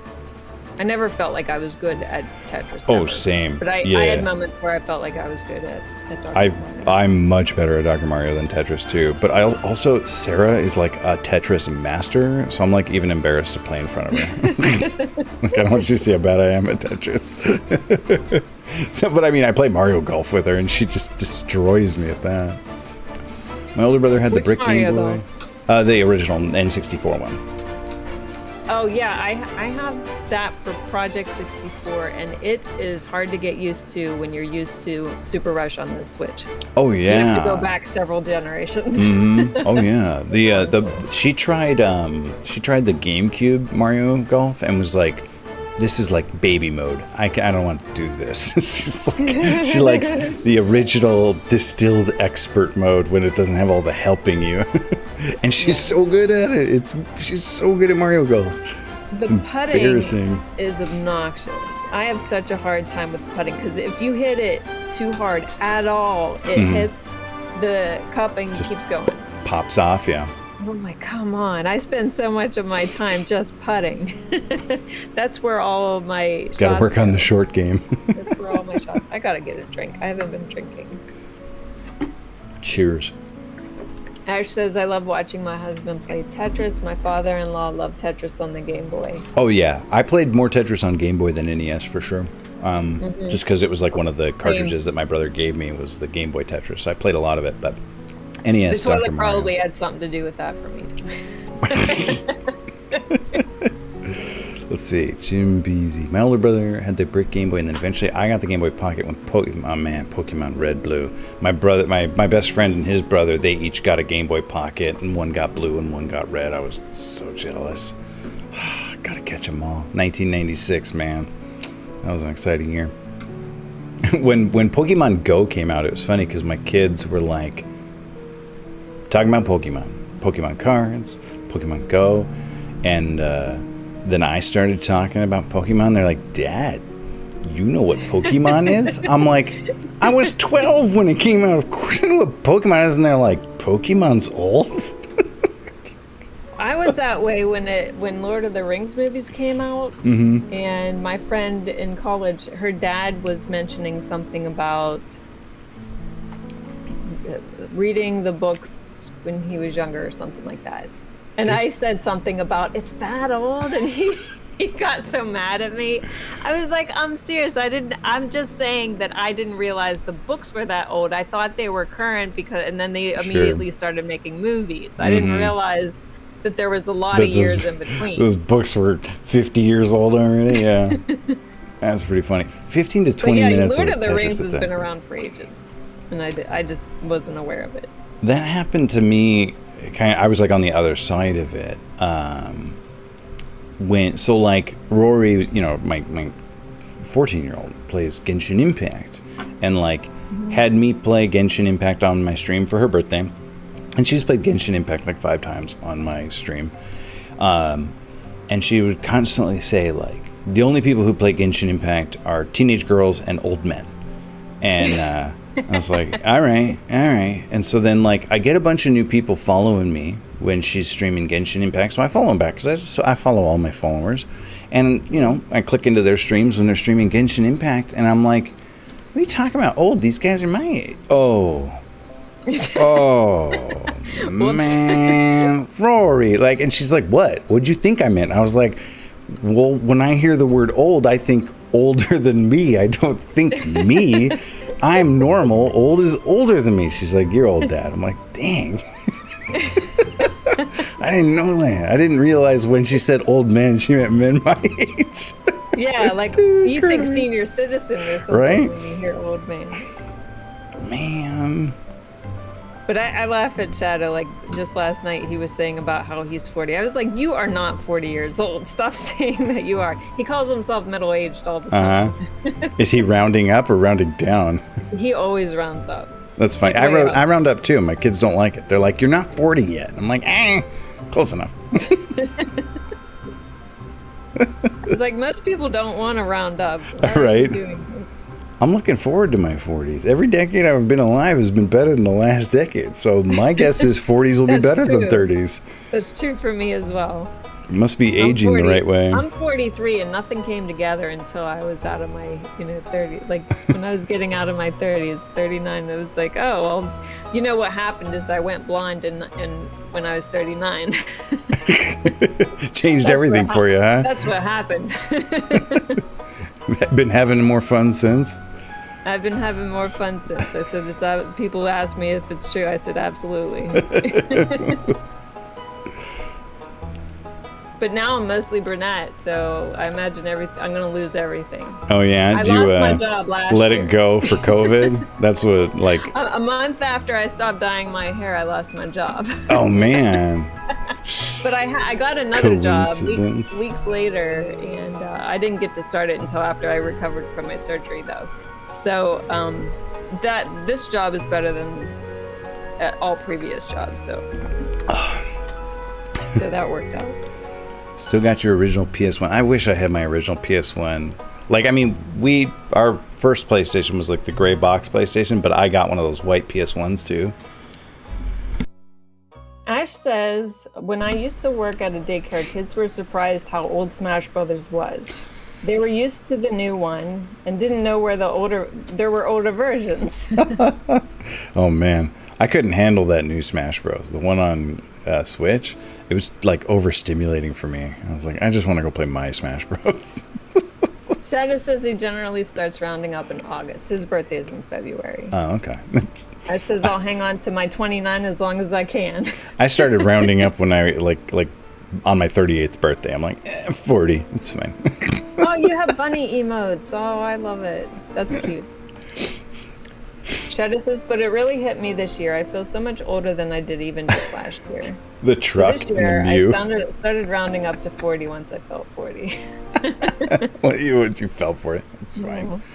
Dad, you're not 40? Speak up, girly. When you get to my age, dude, I think my hearing is starting to go. I haven't been checked by a doctor. I just sometimes feel like, or I don't know. It may not be my hearing. My hearing might be totally intact. The problem is kids today don't elocute at all. So, elocute? Like when they talk, it's kind of like this. Like they never hold their mouth. Like they got an ice cube on their tongue or something. I'm like, what? What? And they have to say it 3 times. To kids today, so I don't know what they say. And that's what all the music sounds like too. All the music they listen to, I'm like, can you understand what they're saying? And they're like, not really. You have to look it up. I'm like, oh, okay, because I can't understand a word they're saying. If you told me that wasn't English, I might believe you. Well, I can't understand. Who is it? I had the one with the screen that attached and it would fold up. I can't. And the battery band right now. The I'm Still Alive are the only words I can understand from one of their songs. Pearl Jam. Yes, Pearl Jam. I can't understand. I'm still alive. Yeah. They're from here. Yeah, I can't understand. Elocute, enunciate. I guess enunciate's probably a little more accurate. I mean, elocute's a word, it's just slightly different meaning. Kids not electrocuting properly. What's elocute mean? Elocute's I think elocute I still get shocked when I hear that MCR is considered old. Elocute means declaim? That can't be right. Boo, boo, boo, boo, boo. I guess that's, that elocute is not does not mean what I thought it meant. I don't know that word at all. To speak as if practicing elocution. Yeah, I meant like enunciate. I thought like elocute meant speak, but like when you like the way the manner in which something is said. Yeah, like the poet elocuted beautifully. So to declaim in an elocutionatory manner, that really clears things up. That's what elocute means. It means to do things in an elocutionatory manner. Is that like eloquent? I don't know. It means whatever you want it to mean. This is the post-internet age. Backwards. That'd be funny if that were true. Yeah, singing backwards. She said, "Have I got a little story for you? Who you thought was your daddy?" I don't know any of the words of that song either. Some of those words might have been right. I'm not going to bet on it or anything. Yeah. So only because if you rock band today about how like they can't understand. How do you understand? You could just say Eddie. Like they can use that as a comeback. Right. But like I didn't know what he was saying either. Gosh, I didn't know what a lot of that music was saying when I was a kid, and I was like singing along with my own mondegreens, and you grow up and I'm like, oh gosh, I can't believe I sang that in front of my mom. Like, did she know what they were saying? Like Third Eye Blind and stuff. I felt that way many times myself. Like I just did not realize what they were saying until I was older. And a lot of it is because like the phrasing, like making love, that's so innocent sounding. Right. It's not.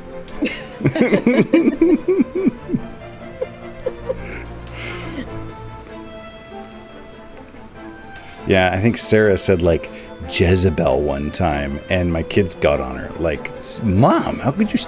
What a rude thing to say!" And Sarah's like, "That's rude." They're like, "Essentially, it's rude." She's like, "Gosh," but like, it's so old-fashioned. Jezebel. I mean, it kind of is, yeah.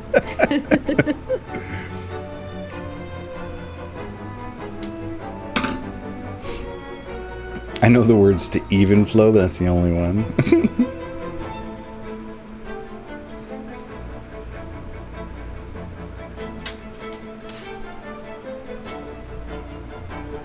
Or Beck. I can't understand a single word in any Beck song, except for I'm a Loser, Baby.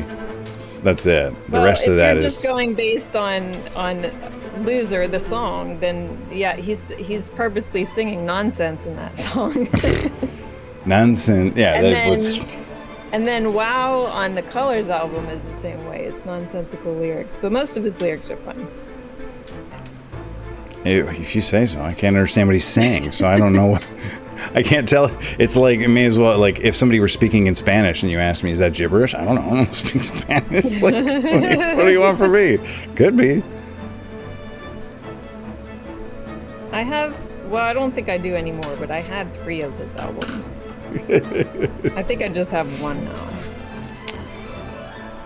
Albums? Who has albums? Not vinyl records, but albums as in the collection of songs that came together. Yeah. I used to have vinyls. I sold them all. I have very few CDs today. I got rid of a lot of them and just have, I took what I wanted off of them and put them into like an MP3 format. Sure. And then I usually put the MP3s on a disc just so I have them forever in case something happens.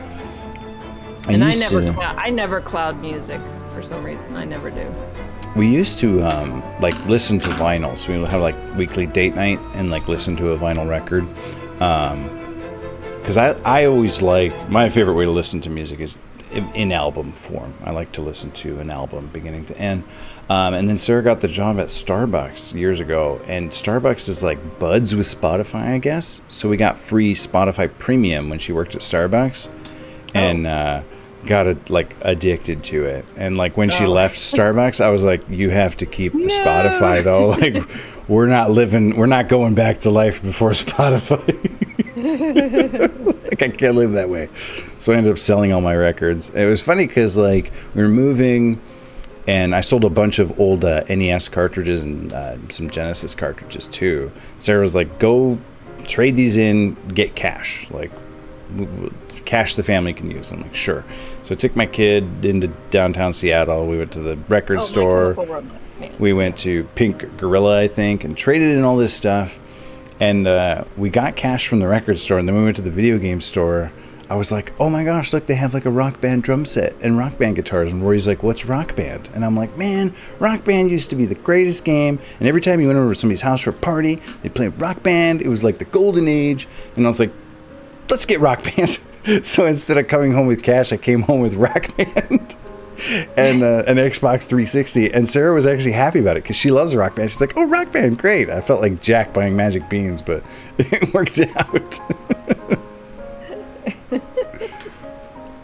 Ash says, I have some vinyls. Most of them are really old. Also still have my CDs as well. I just upgraded to a new vehicle, so I can't use my CDs anymore. Yeah. I still have some old CDs, not really music CDs. I keep them to use as Monster Rancher monsters when I play Monster Rancher. I also have a bunch of like old CDs of like video card drivers for computers I haven't had in a decade. Jim Beasy said that his dad has a collection of almost 1,300 records. Digging through them, it's truly eclectic. Everything from Sha-Na-Na-Na to Fear or Sex Pistols.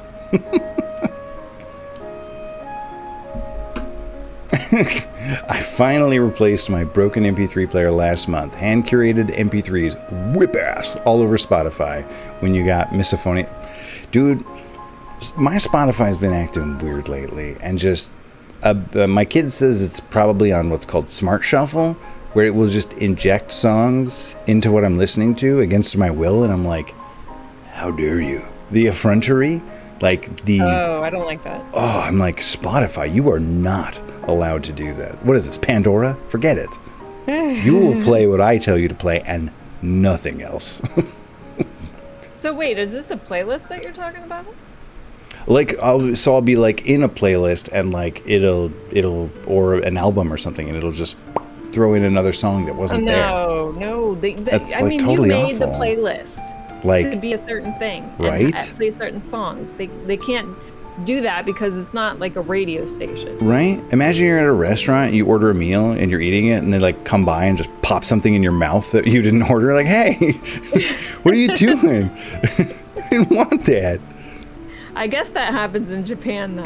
I mean, they don't put it in your mouth, but they give it to you, and you have to pay for it. They throw it on your plate. Trust me, you'll like it. If I liked it, I ordered it.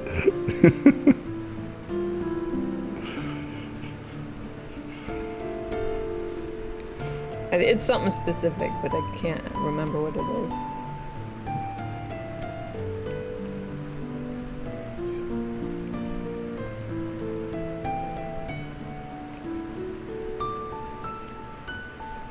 I think I have one repeat left in row 8. I think I'm on row 8 too. And I'm like at about right about the same spot. Well, we're going about the same speed, huh? Oh shit! I have to do that stitch over again. Yeah, I'm like right where you are.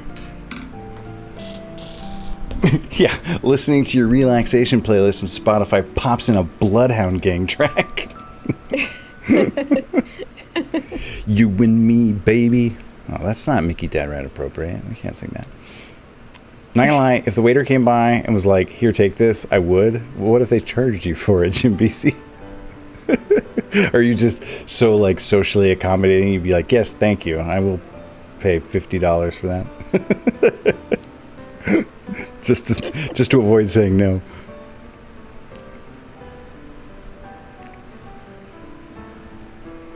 Three, 4.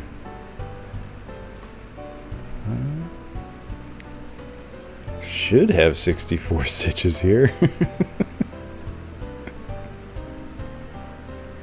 Okay, let me see where I am with this. Alright.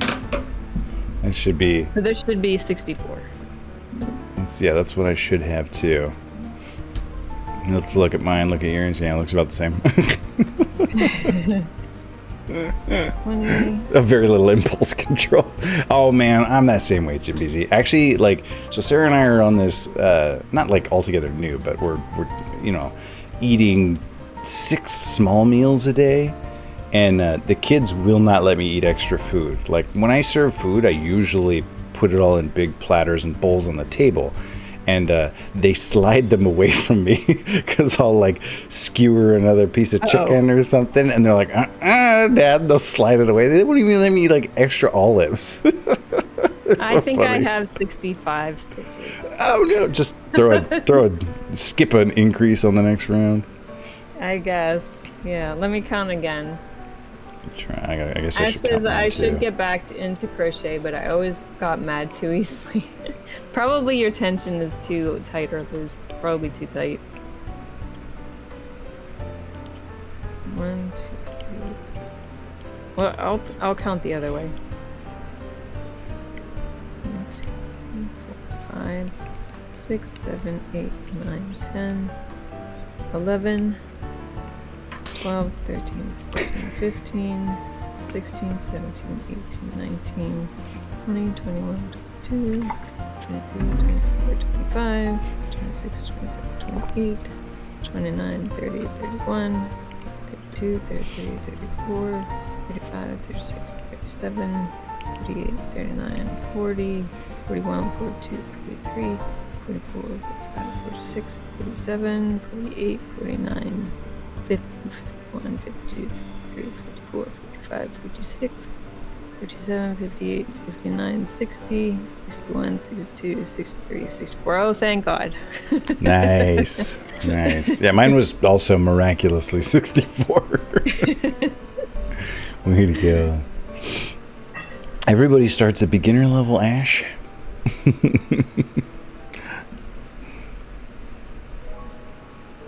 I didn't even know how to knit when I started Beanie Quest. It can be hard also going back and forth between knit and crochet because they can use different tensions. Depending on what you're making. Oh yeah, knitting can be like mega loose and it's no problem. Like it'll fix itself the next round. Crochet, you leave something way loose, you come back around, you're like, what's that big bulky hole? Whoops, this giant gap here. But I have a harder time with like casting on and casting off. Casting off's not that bad, but casting on, it's bumpy and I can never get it to be consistent with every stitch. Are you because you're trying to not make them too tight? I just want everything on my cast on to look the same. Because what I usually do, my first row just doesn't look good. If you want like more consistent cast-ons, well, one thing you can do is always a crochet cast on. But like seriously, when I cast on, like if I want them all the same size, I'll just literally stick 2 needles in there and have like my cast-ons basically not exactly double sized, but made with 2 needles. So just cast on with 2 needles and then knit with just 1. So it makes these big giant cast-on stitches, but once they stretch out, they look fine. Or you can do the crochet cast-on where you get really stretchy. And that way you can, like, well, the nice thing about using the double needles is you can pull them super tight, so they're all the exact same size. And when you go to knit the first round, they won't be super tight because they're too big. It's kind of nice. Well, that looks like what I already do. Oh, you already do the double needle? Well, that's the way to do it. That way they're not too, but you just yank them on there real tight. I guess I can't see your screen very well because I do have you on the phone, but. Okay. Well, yeah, just like stack 2 needles together. So when you're casting on around 2 knitting needles.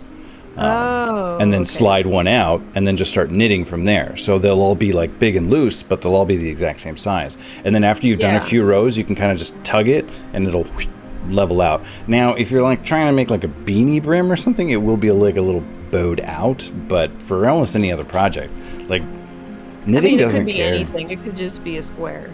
Yeah, if it's like that, like it's not gonna like have a trapezoid shape. It'll have a nice straight edge, and they'll all be the same size. You can do that, or if you learn the crochet cast straight, on. It's just that from one stitch to the next, like one will be smaller, one will be bigger. So you got a lumpy edge. Oh yeah.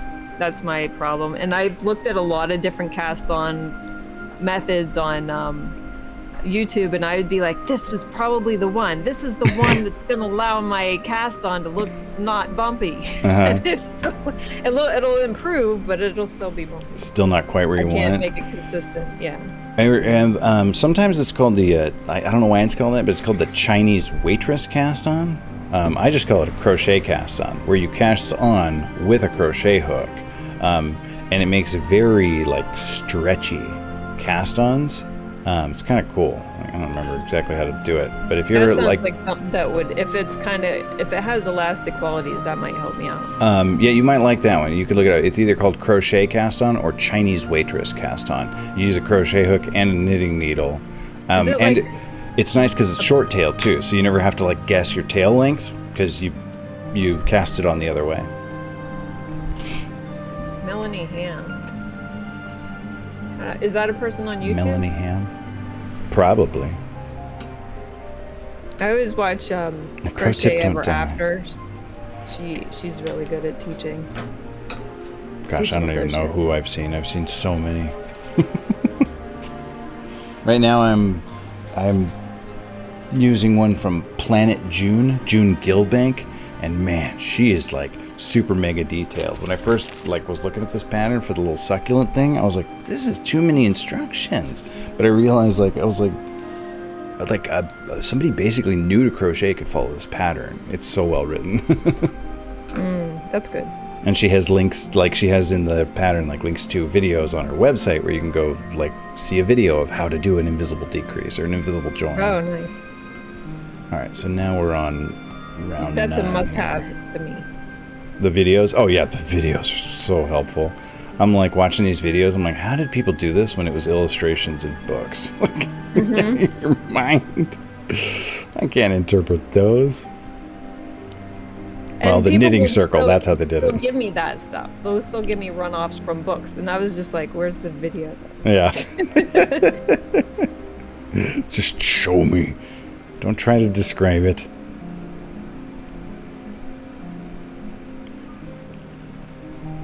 The thing is like some books are okay. It depends on what you're doing. Like the book that I got the cheeseburger pattern from was pretty good at explaining things like how to do the final join without it looking like a join. It looks invisible. Yeah. So it wasn't too hard. It's like a 1-step, 2-step thing. And then that's it. And it's like, oh, okay, this looks great. But anything more complicated, right, it can be a little hard to understand it without seeing the motion of it. Yeah, absolutely. 1, 2. Okay, so that should be 9.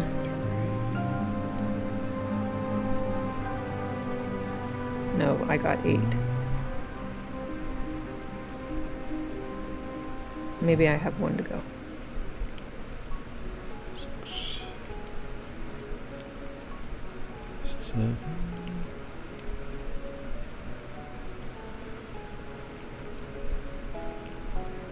9. Hopefully, right? That's 2. 1, 2, 3, 4, 5, 6. Okay, I'm just gonna run with it. Oops, I think I have an extra one here. 2, 3, 4, 5, okay, 6, I counted right. 9, 1, 2, 3, 4, 5, 6, 7, 8, 9, 10. Yeah, that's too many there, Michael. 5, 6, 7, 8, 9. Your real name. Oh yeah, and that trips the kids out. Like, well, like the 6-year-old, like he didn't know my name was Michael. He thought my name was Mickey, and so like I'd be like, ugh, Michael, come on, what are you doing? And then he just would start saying it. He'd be like, ugh, Michael, like it was just some sort of epithet we all used. I'm like, you're not Michael, you're John. And he's like, who's Michael? I'm like, not Michael. that's my name. He's like, why do you people call you Mickey? I'm like, dude, nobody in this house is going by their real name. Like, Rory's name is Aurora. He's like, what? Like, everyone's been lying to me this whole time. Like, yeah, Belle's name is not Belle. Everybody's going by nicknames, bro. That reminds me of a mechanic I was friends with, and he has the same name as his dad. So they would call him... Wait, I'm trying to think of what his real name is. Can't even remember. I think their names were Mitch, and he was always called Mike. Oh, okay. To just separate them out. Sure. But he didn't know that. So when he went to school, he was old enough to go to school, and they would call his name for roll call, he wouldn't answer. They ended up sending him home because he didn't know his name. Oh my goodness. They sent him home from school, and they're like, what are you doing home? And he told them, and they told him that actually is your name. Mike is your nickname. And he was upset. Like, he was so mad because it embarrassed him at school for not knowing his name. He didn't know his name. Gosh. He's like, how stupid could I look?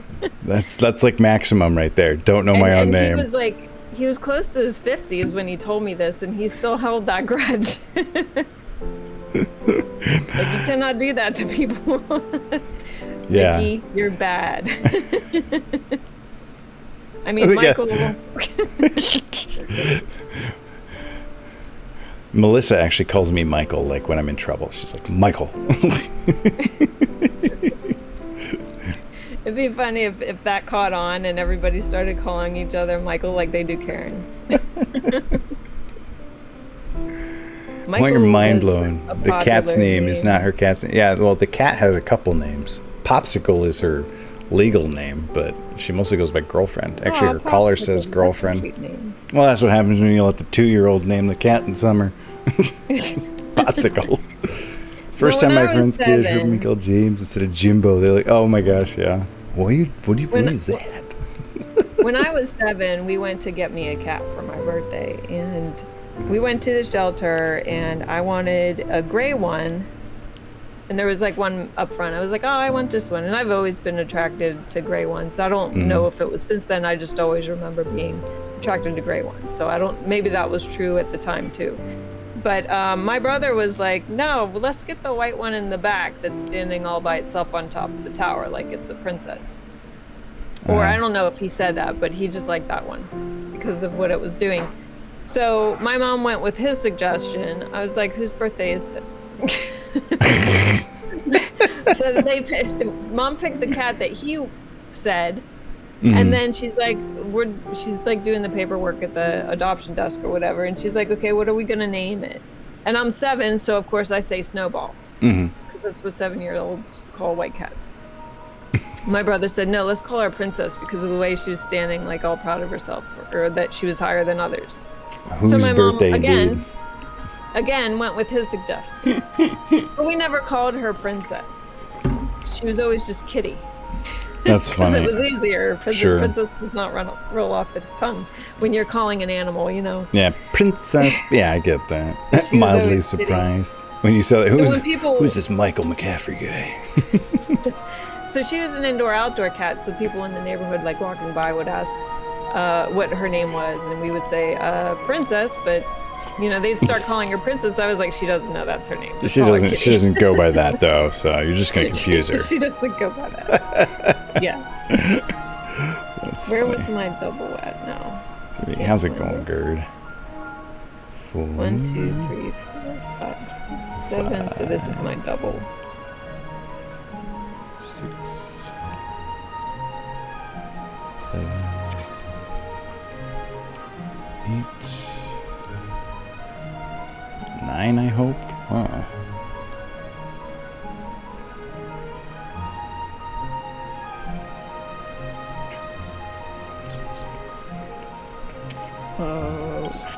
I hate it when I stick my hook like not underneath a piece of yarn but through it. Oh yeah. And then it's like real tight and I was like, I know what I did. Or you you only pull like half of the strands of yarn through, like you hook it through the middle and you pull it through and you're like, where's the rest of them? Give me the rest of them. Princess was her given, but Kitty was her street name. We had a cat like that. Terrible like that. Like if we did not bring her in at night, like let's say she didn't come in at night, she would get into fights with other cats in the neighborhood that were let out at night, and she always lost. She would always come back with all these scratches. Terrible at it. And we're like, who are you fighting with? Stop it. She thinks she's big and bad, and she's not. She's a little weakling. But she would start fights with other animals, and we're like, you're never gonna win. Just knock it off and come home.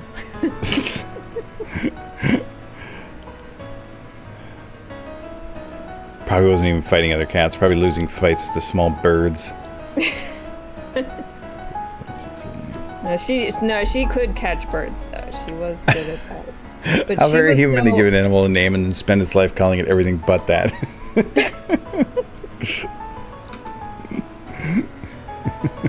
I named my dog Prince Hieronymus and then called it Dog forever. We actually had a cat named Toad for a while. Because not like named after the Toad, but like Sarah's family, they named all their cats after X-Men. So we were naming our cats after X-Men bad guys. So we had Juggernaut and Toad. But then Belle named the new cat Popsicle, and the naming system was out the window. 6, 7.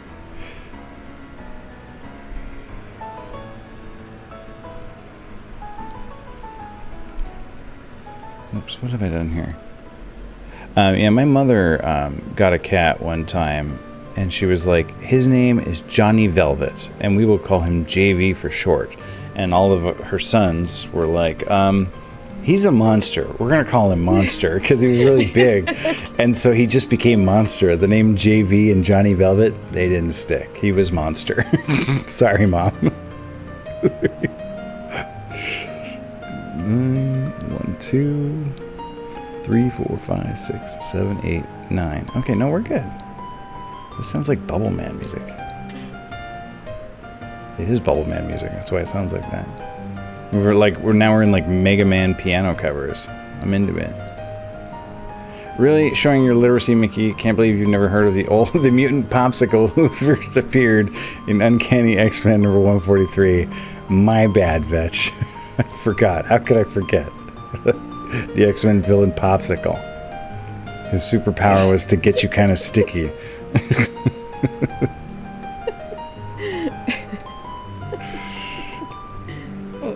I was too poor to afford comics. Thanks for triggering me, Vetch.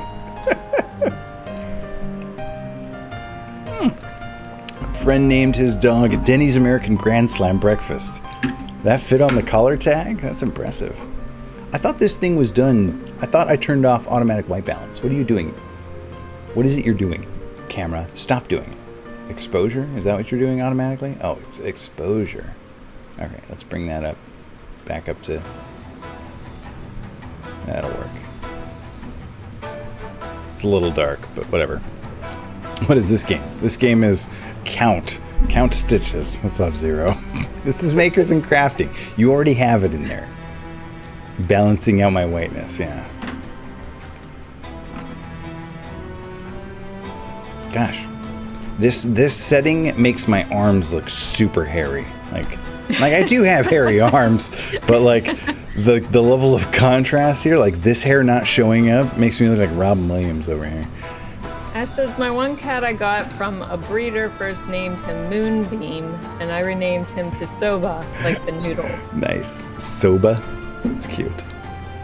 My last two bunnies were originally named Romeo and Sugar Pie. Oh. Romeo was named because when he was in the shelter, all the girl bunnies loved him. Oh, makes sense. All the girl bunnies were Casanova. In love with him. And then the volunteer, it was like we were both volunteering, and I was like, after I finished college, I'm gonna adopt, and she's like, oh, I have a couple bunnies that need a home. So, and then she said she named Sugar Pie after Anna Nicole Smith's dog because she was obsessed with her reality TV show. And she was like, you can rename them if you want, and I was like, oh, I am. So I named Romeo, became Roman, because I do think that they know their names, so I wanted something kind of close. But I couldn't really get anything close and I wanted to name them also based off of their personalities. And so Roman fit for him because the way he protected Siren and was like, that's my girlfriend, you stay away from her. And, you know, he was very strong-willed, and he was very much like a gladiator. So yeah, Roman kind of fit him. And then Siren, I went with Siren for Sugar Pie because, well, they both started with an S at least. And she had this way about her where when she wanted to, like, it was almost like a mood swing. Like if she wanted to get food, like if she was hungry all of a sudden, or she was waking up from laying down, it was like an emergency, like an alarm was going off in her head. Like, oh, like that kind of siren. I was thinking sudden. Like the tempting siren. No, a lot of people think that because they hear Roman, so they think mythology, like, you know, Greek mythology must be for siren.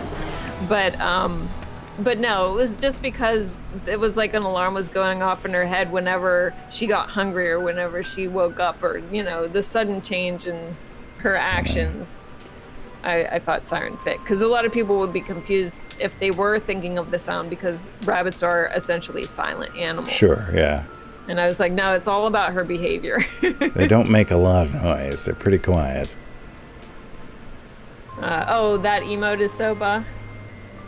And this is Luigi. Oh, they're pretty. Aww. The shelter named Luigi, so you kept it. That's a good name. Oh, these are pretty cats. 1, 2, That's 3, a really good picture of Luigi.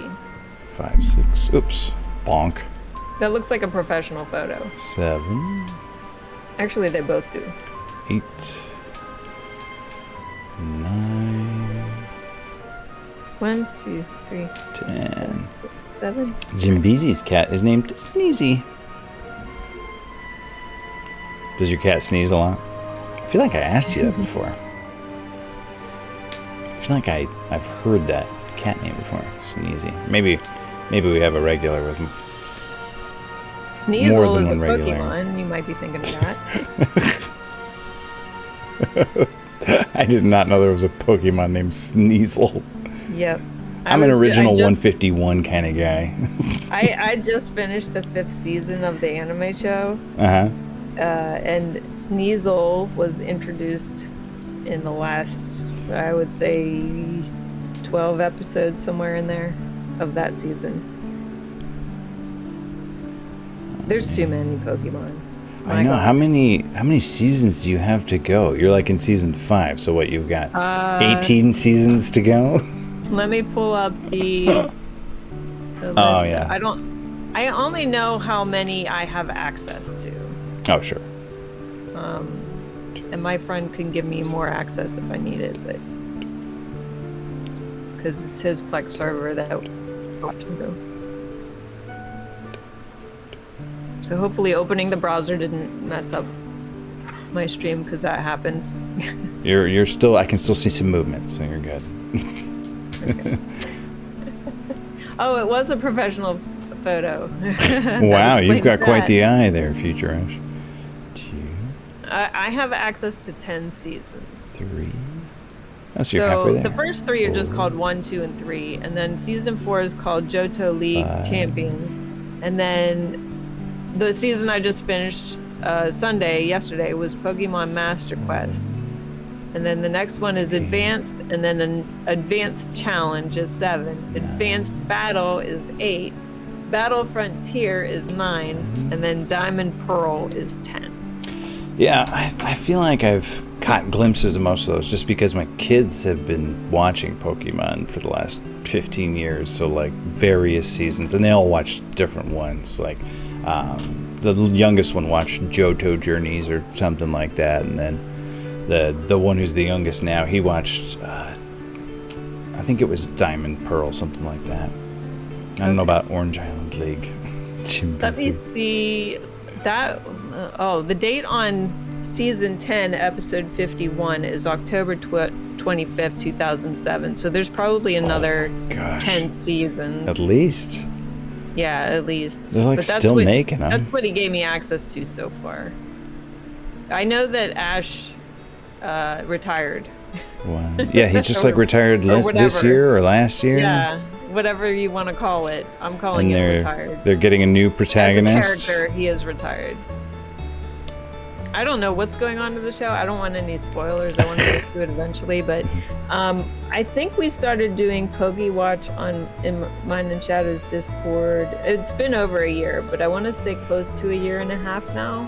Nice. And maybe a little less than that. So if it took us that long to get through 5 seasons, we don't do it every single Sunday because a lot of holidays like Mother's Day, Father's Day, that sort of thing. Sure.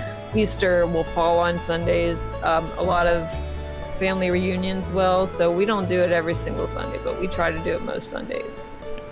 Almost every Sunday. So if it took us that long to get through season 5, then we should be able to catch up to present day in, let's see, 6 years total? Yeah. Another 4.5. I doubt we'll still do it that long, but we could try. Pretty much we've lost everybody except Base Camp Foster. Nintendo Natalie will come in sometimes. What time is that at? 3 o'clock Eastern. And so it's like noon for me. Like if you remind me. Yeah. Well, I did do. I've been forgetting lately, but I was doing events in Discord for it, and it didn't seem to help. Vane has come to some of them. Vane came a couple times. Jim Beasy says after you finish Pokemon, you can start One Piece. Don't worry, that show only has 100 seasons.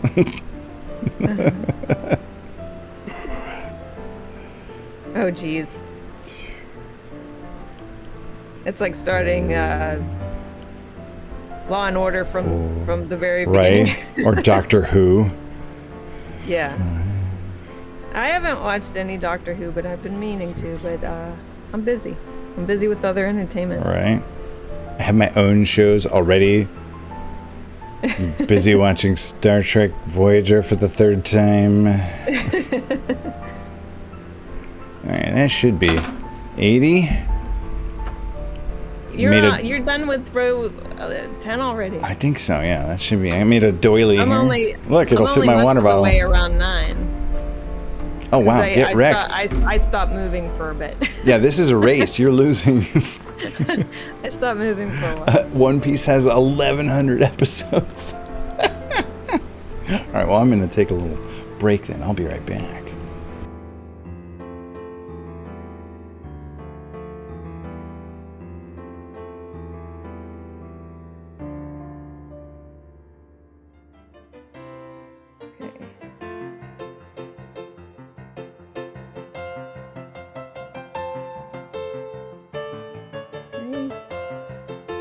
Let me just count.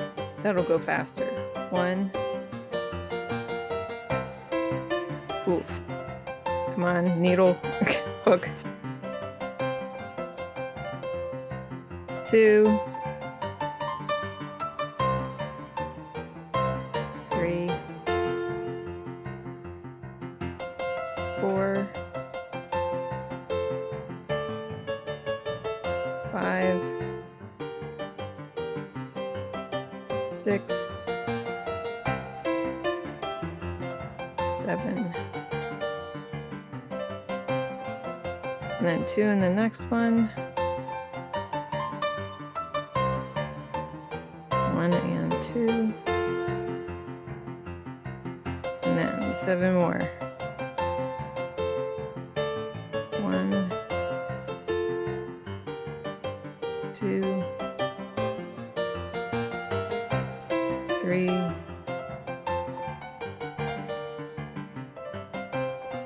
4, 5.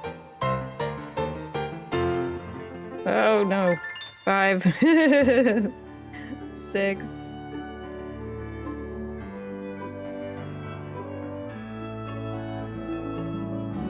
7. All right, so that should be 72. How long do you stream for? Usually I work till 1 a.m., so I'm always up late. I usually stop at midnight. Stargate SG-1 again. I think it is about that time, bitch. Love me some Stargate. I usually go from 8 to midnight Eastern time. 1, 2, 3, 4, 5, 6, 7, 8, 9, 10. 1 a.m. 13, What 14, what time zone there, Ash? 19, 20, 21, 22, 23, 24, 25, 26, 27, 28, 29, 30, 31, 32, 34, 35, 36, 37, 38, 39, 40, 41, 42, 43, 45, 46, 47, 48, 49, 50, 51, 52, 53, 54, 55, 56, 57, 58, 59, 60, 61, 62, 63, 64, 65, 66, 67, 68, 69, 70, 71, 72. Yay! Nice. Also living in Pennsylvania. Oh, okay. I have a sister who lives in Pennsylvania. Thinks like halfway between Philly and Pittsburgh, somewhere out there. I don't know. I have a lot of siblings. It sounds like I don't like. I have a sister who lives out there, and I like don't know where she lives. I don't even know all my siblings' birthdays. There's so many of them. Yeah, you have a lot. You have a lot of family. Gargantuan family. I told you we're getting together this year for Thanksgiving. It'll be the first time in 27 years my siblings and I are all in the same place at the same time. Wow. Is it a lot of coordinating? Like, are they really spread out? Oh, yeah. We're all over the place. I mean, there's 12 of us. And, like, some of us are grandparents now, you know? Like, so many people.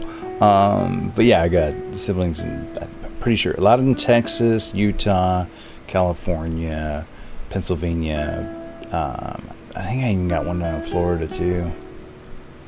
Went to Philly once for a Rammstein concert. I don't know where they live. I don't know all their kids' names. I got like 50 nieces and nephews. Rammstein concert. You didn't like Philadelphia? I went to Philadelphia once. I liked it. I thought Philadelphia was nice. But apparently I was like in the nice part of Philadelphia. Apparently there's a less nice part of it too. I didn't go there. I just went to, the Liberty Bell and the Rodin Museum.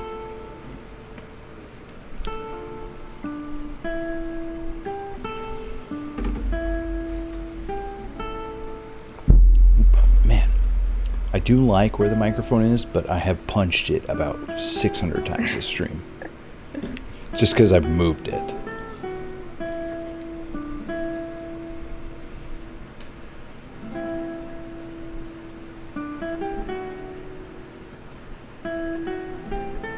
So Shadow started following a streamer like a month or two ago or something like that. And she streams around this time. And all I hear when I hear her, like I don't really see the stream, I just hear her from his devices. She sounds exactly like Sandra Bullock. Oh, so really? I just imagine it's Sandra Bullock playing video games. How's Sandy doing? That's so funny. What is this dude's name? Okay. Now I have to repeat this a lot of times to get around. Well, I mean, it's 8 times of... Oh, it should be 10, right? If you're on round 9 now? Or round 10? Yeah, I'm on round 10 now. Yeah. So 8 10s, so you do 1, 2, 3, 4, then 5, 6 together, 7, 8, 9, 10. Or whatever works for you.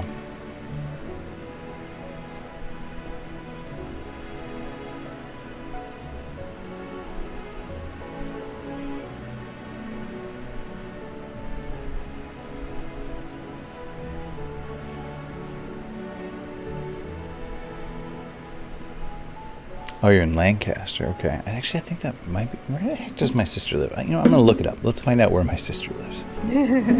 One of my best friends lives in Lancaster. Maybe it's on her Facebook.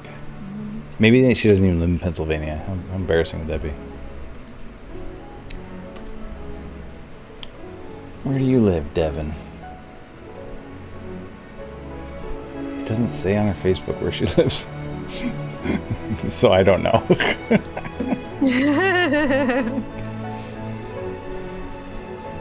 Actually, you know what? I can find out where she lives. I have a thing somewhere. Here we go. Yep, I have a Rolodex here of all my siblings. Let's see. Devin. Where you at, Devin? New Cumberland. Where the heck is New Cumberland? I know the county, but not the city. I mean, maybe she lives in unincorporated New Cumberland County.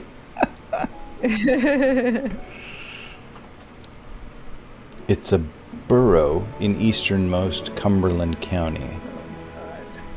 She lives on a river. Oh yeah, it is like halfway between Philadelphia and Pittsburgh. I was right about something. Oh, you don't live in Lancaster, but wish you did. Oh, okay. Gosh, I haven't been on the East Coast in a long time.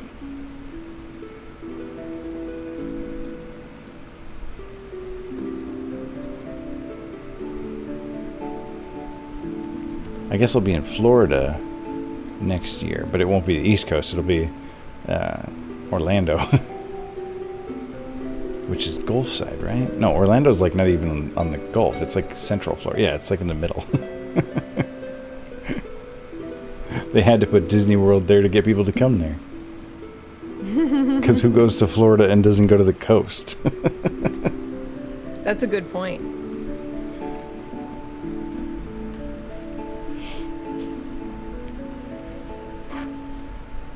I couldn't imagine living in Orlando.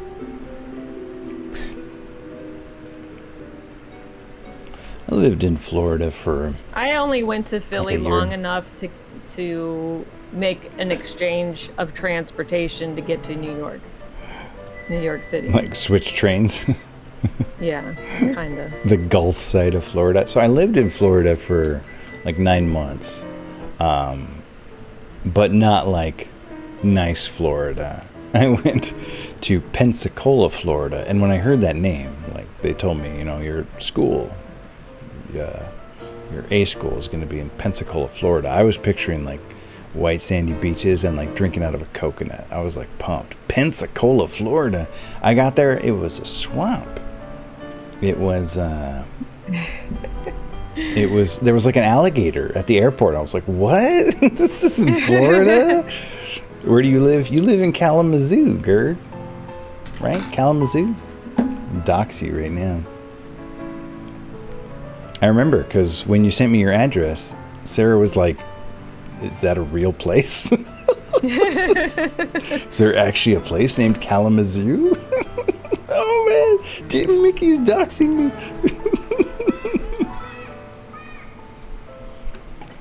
I've never lived outside of the Portland metro area, mostly Hillsborough and Forest Grove. That same sister who lives in Pennsylvania now actually used to live in Beaverton.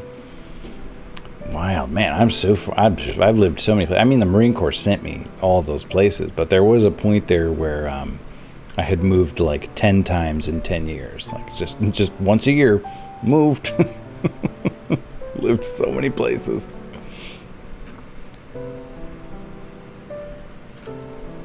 Never been to Kalamazoo, though. Oh, you work in Beaverton, yeah. That's where my sister lived. She lived there for a long time. She went to college there. Got her master's degree at whatever college is near Beaverton, I guess. Is that where the ducks are? Are the ducks in that area?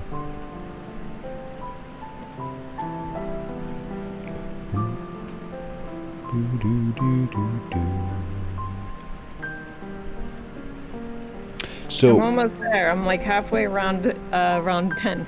Nice. So when you do one like this, FutureRush, where it's like do 9 rows, how do you keep track of which row you're on? And like I write it down. Oh, you do write that down. Yeah. That's why I usually do too.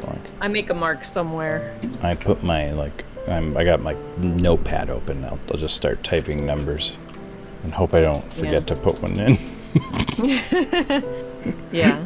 So I find it That's the problem with row counters, because I've asked about that, and people are like, "Oh, you can buy a row counter at the craft store," and I was like, "Yeah, but what if I forget to turn it?" Yeah, I need a row counter reminder button too. Yeah. What is that gonna do me? It needs to be like chess, where you hit a button on your desk. Yeah. Like every time you move your stitch marker, bang. I feel that way sometimes when I'm like exercising. Shadow's speedrunning pedal. Oh yeah, there you go. Get the pedal. Click. I've just passed my next split there. Row 9. Oh, that's Eugene. Okay, that's Eugene. Live spits for filling. Yeah, Vetch has got it.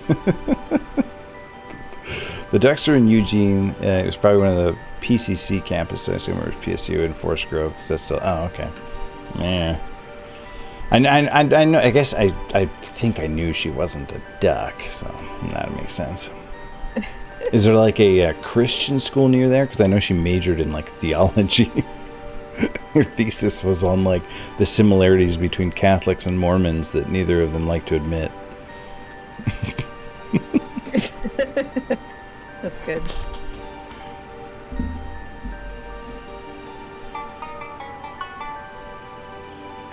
Doubles as stand-up comedy.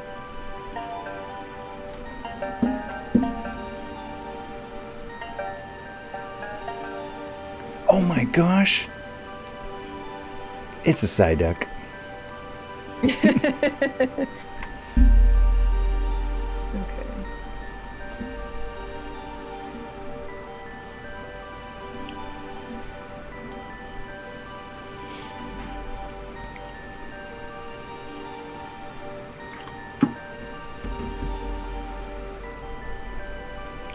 I don't know. For all I know, she didn't even go to college there. Maybe she went to BYU. A lot of my siblings went to BYU. What's BYU? It's the Mormon college in Provo, Brigham Young University. Oh. The Cougars.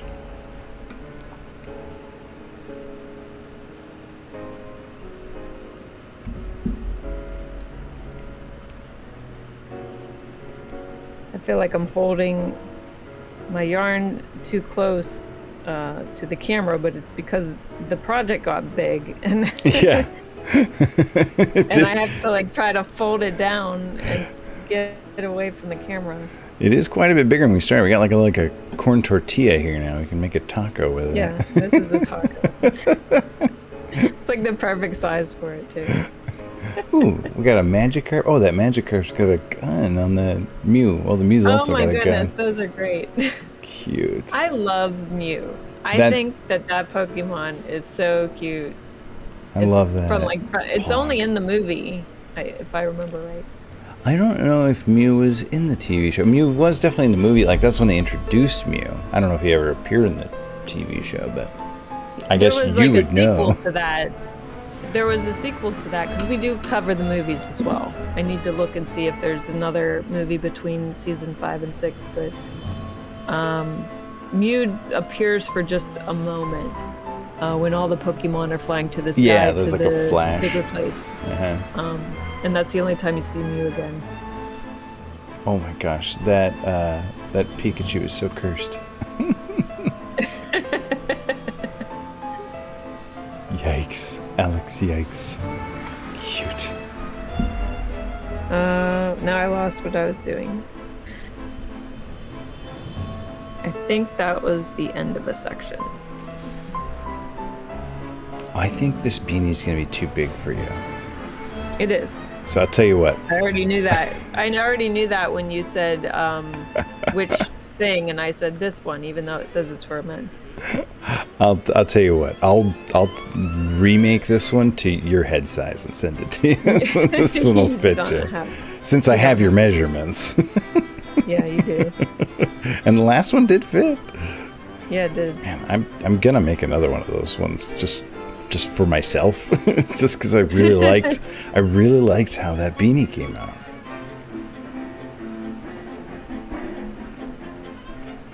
Although I would do it different if I were going to do it again. I've never actually finished a project. I've always got 100 ideas on how I could do it differently next time. But at some point, you just got to let it go. Hey, what's up, Pancakes? It's in the opening credits of Johto region. We haven't watched the entire season yet. Haven't seen him in an actual episode. Oh, so you're watching... Well, see, FutureRush here. She's already on, like, season 5 of... Just finished Pokemon. 5. Or just finished 5, so... She'd have seen Mew. If it were there to be seen. Hey, thanks for the follow, Ash. And for that Psyduck. I love the first Pokemon movie. My mom surprised me by taking me out of school for a dentist appointment when it came out. I got to the car, my brother was already in the car, and I was so confused. Oh, man. What a mom. That's great. I went and saw the Pokemon movie with my friend's family, and the theater was so packed. It was opening day, and so we had to sit in the very front row, and stare up at the screen like that, craning our necks, and the kid next to me dropped his nachos in my lap. Like, not even the movie had started, like in the previews. He dropped his nachos in my lap. And I was like too afraid to get up out of my seat because there were a bunch of people sitting in the aisles who'd obviously like sneaked into the theater. And I was like, If I get up, I'm losing my seat. So I just sat there with nacho cheese in my lap through the whole movie. No. Was it hot? No, it wasn't hot. It was just very cheesy. He was sharing. He didn't need him out of my lap. I just dumped him on the floor. He was really sad about him. It was tragic. Hey, thanks for that follow there, Chainsaw Bear. And for the Psyduck. It's gone now, but I saw it. Dope free nachos. Hey, Chainsaw Bear. I mean, I might have eaten 1 or 2 of the nachos. Like, Monday's going well. Hope your Monday is good too. I didn't have scruples. Hey, how's it going? Oh man, you got that super cool Street Fighter badge. I got big time FOMO. Not FOMO. I got big time missed out jealousy.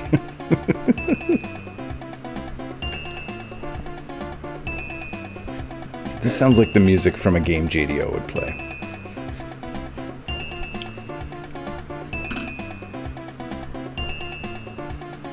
Okay. I should now have 80. We're making tacos, You've just actually. been waiting for me. We're making Psyduck beanies. This will turn into a beanie at length. And then we will add Psyduck accoutrement.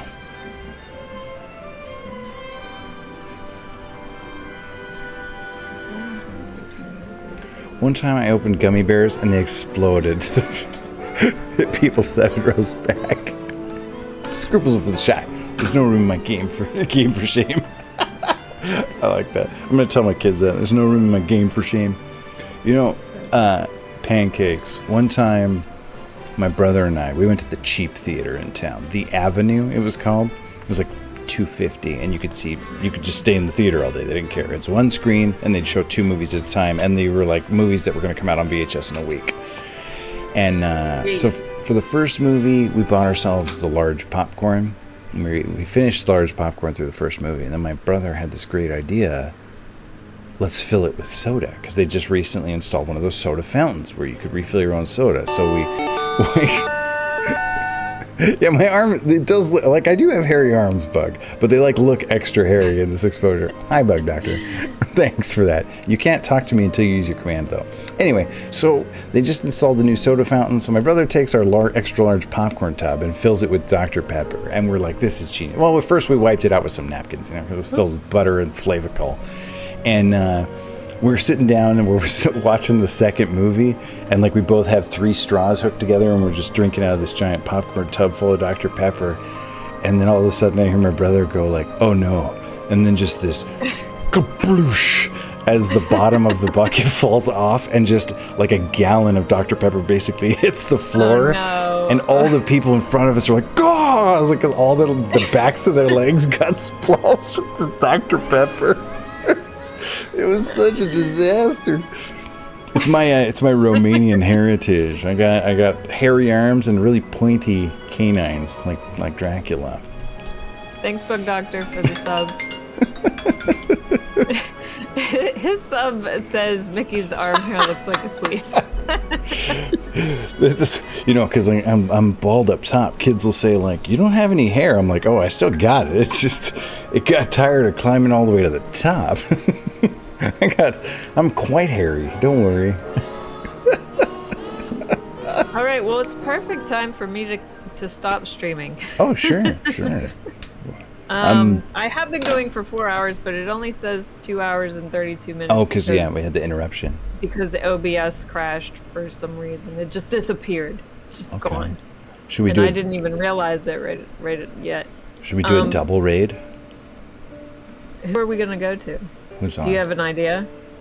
See how it is. Bug shows up and then bye-bye. Yeah, that's when I know to end stream. Well, Bug. This was actually a pretty long one for me too. 2.5 hours is a bit. Oh, Zero's on. We can raid Zero. When can we do this next? Are you available Wednesday? I might be able to do Wednesday. It'll again probably just have to be like I'll be a little bit late because the kids got karate from 5 to 6.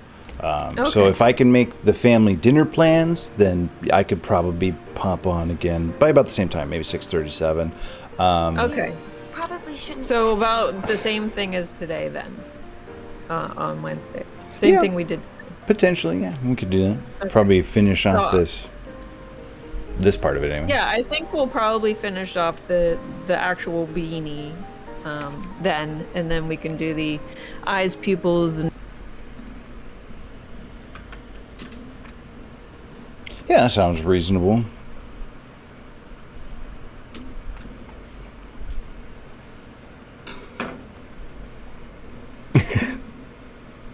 I will never forgive you, Bug Doctor. Never.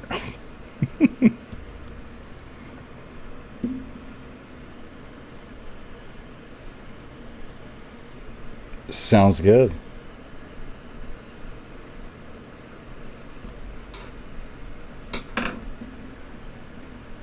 Whoa, whoa, whoa.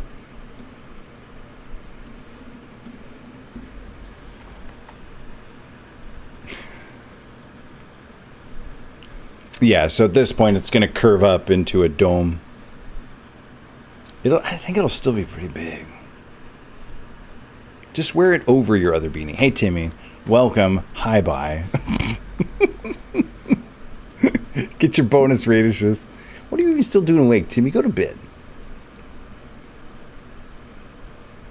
That is, yeah, that's the brother who looks just like me. That's my clone brother there.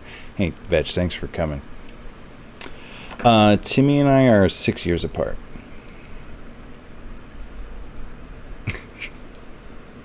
It'll be a balaclava when she's done with it. Full face Beanie. Oh, you've been the whole time here. Oh, well, thanks for farming in peace, Timmy. Doing the radish farm. All right, we ready to go? Oh, this is going to be weird because I'm going to raid in. Oh, did my thing just raid without me? Oh, I didn't know that if you didn't click. Bye, everyone. I guess we raided. There I am. Funny.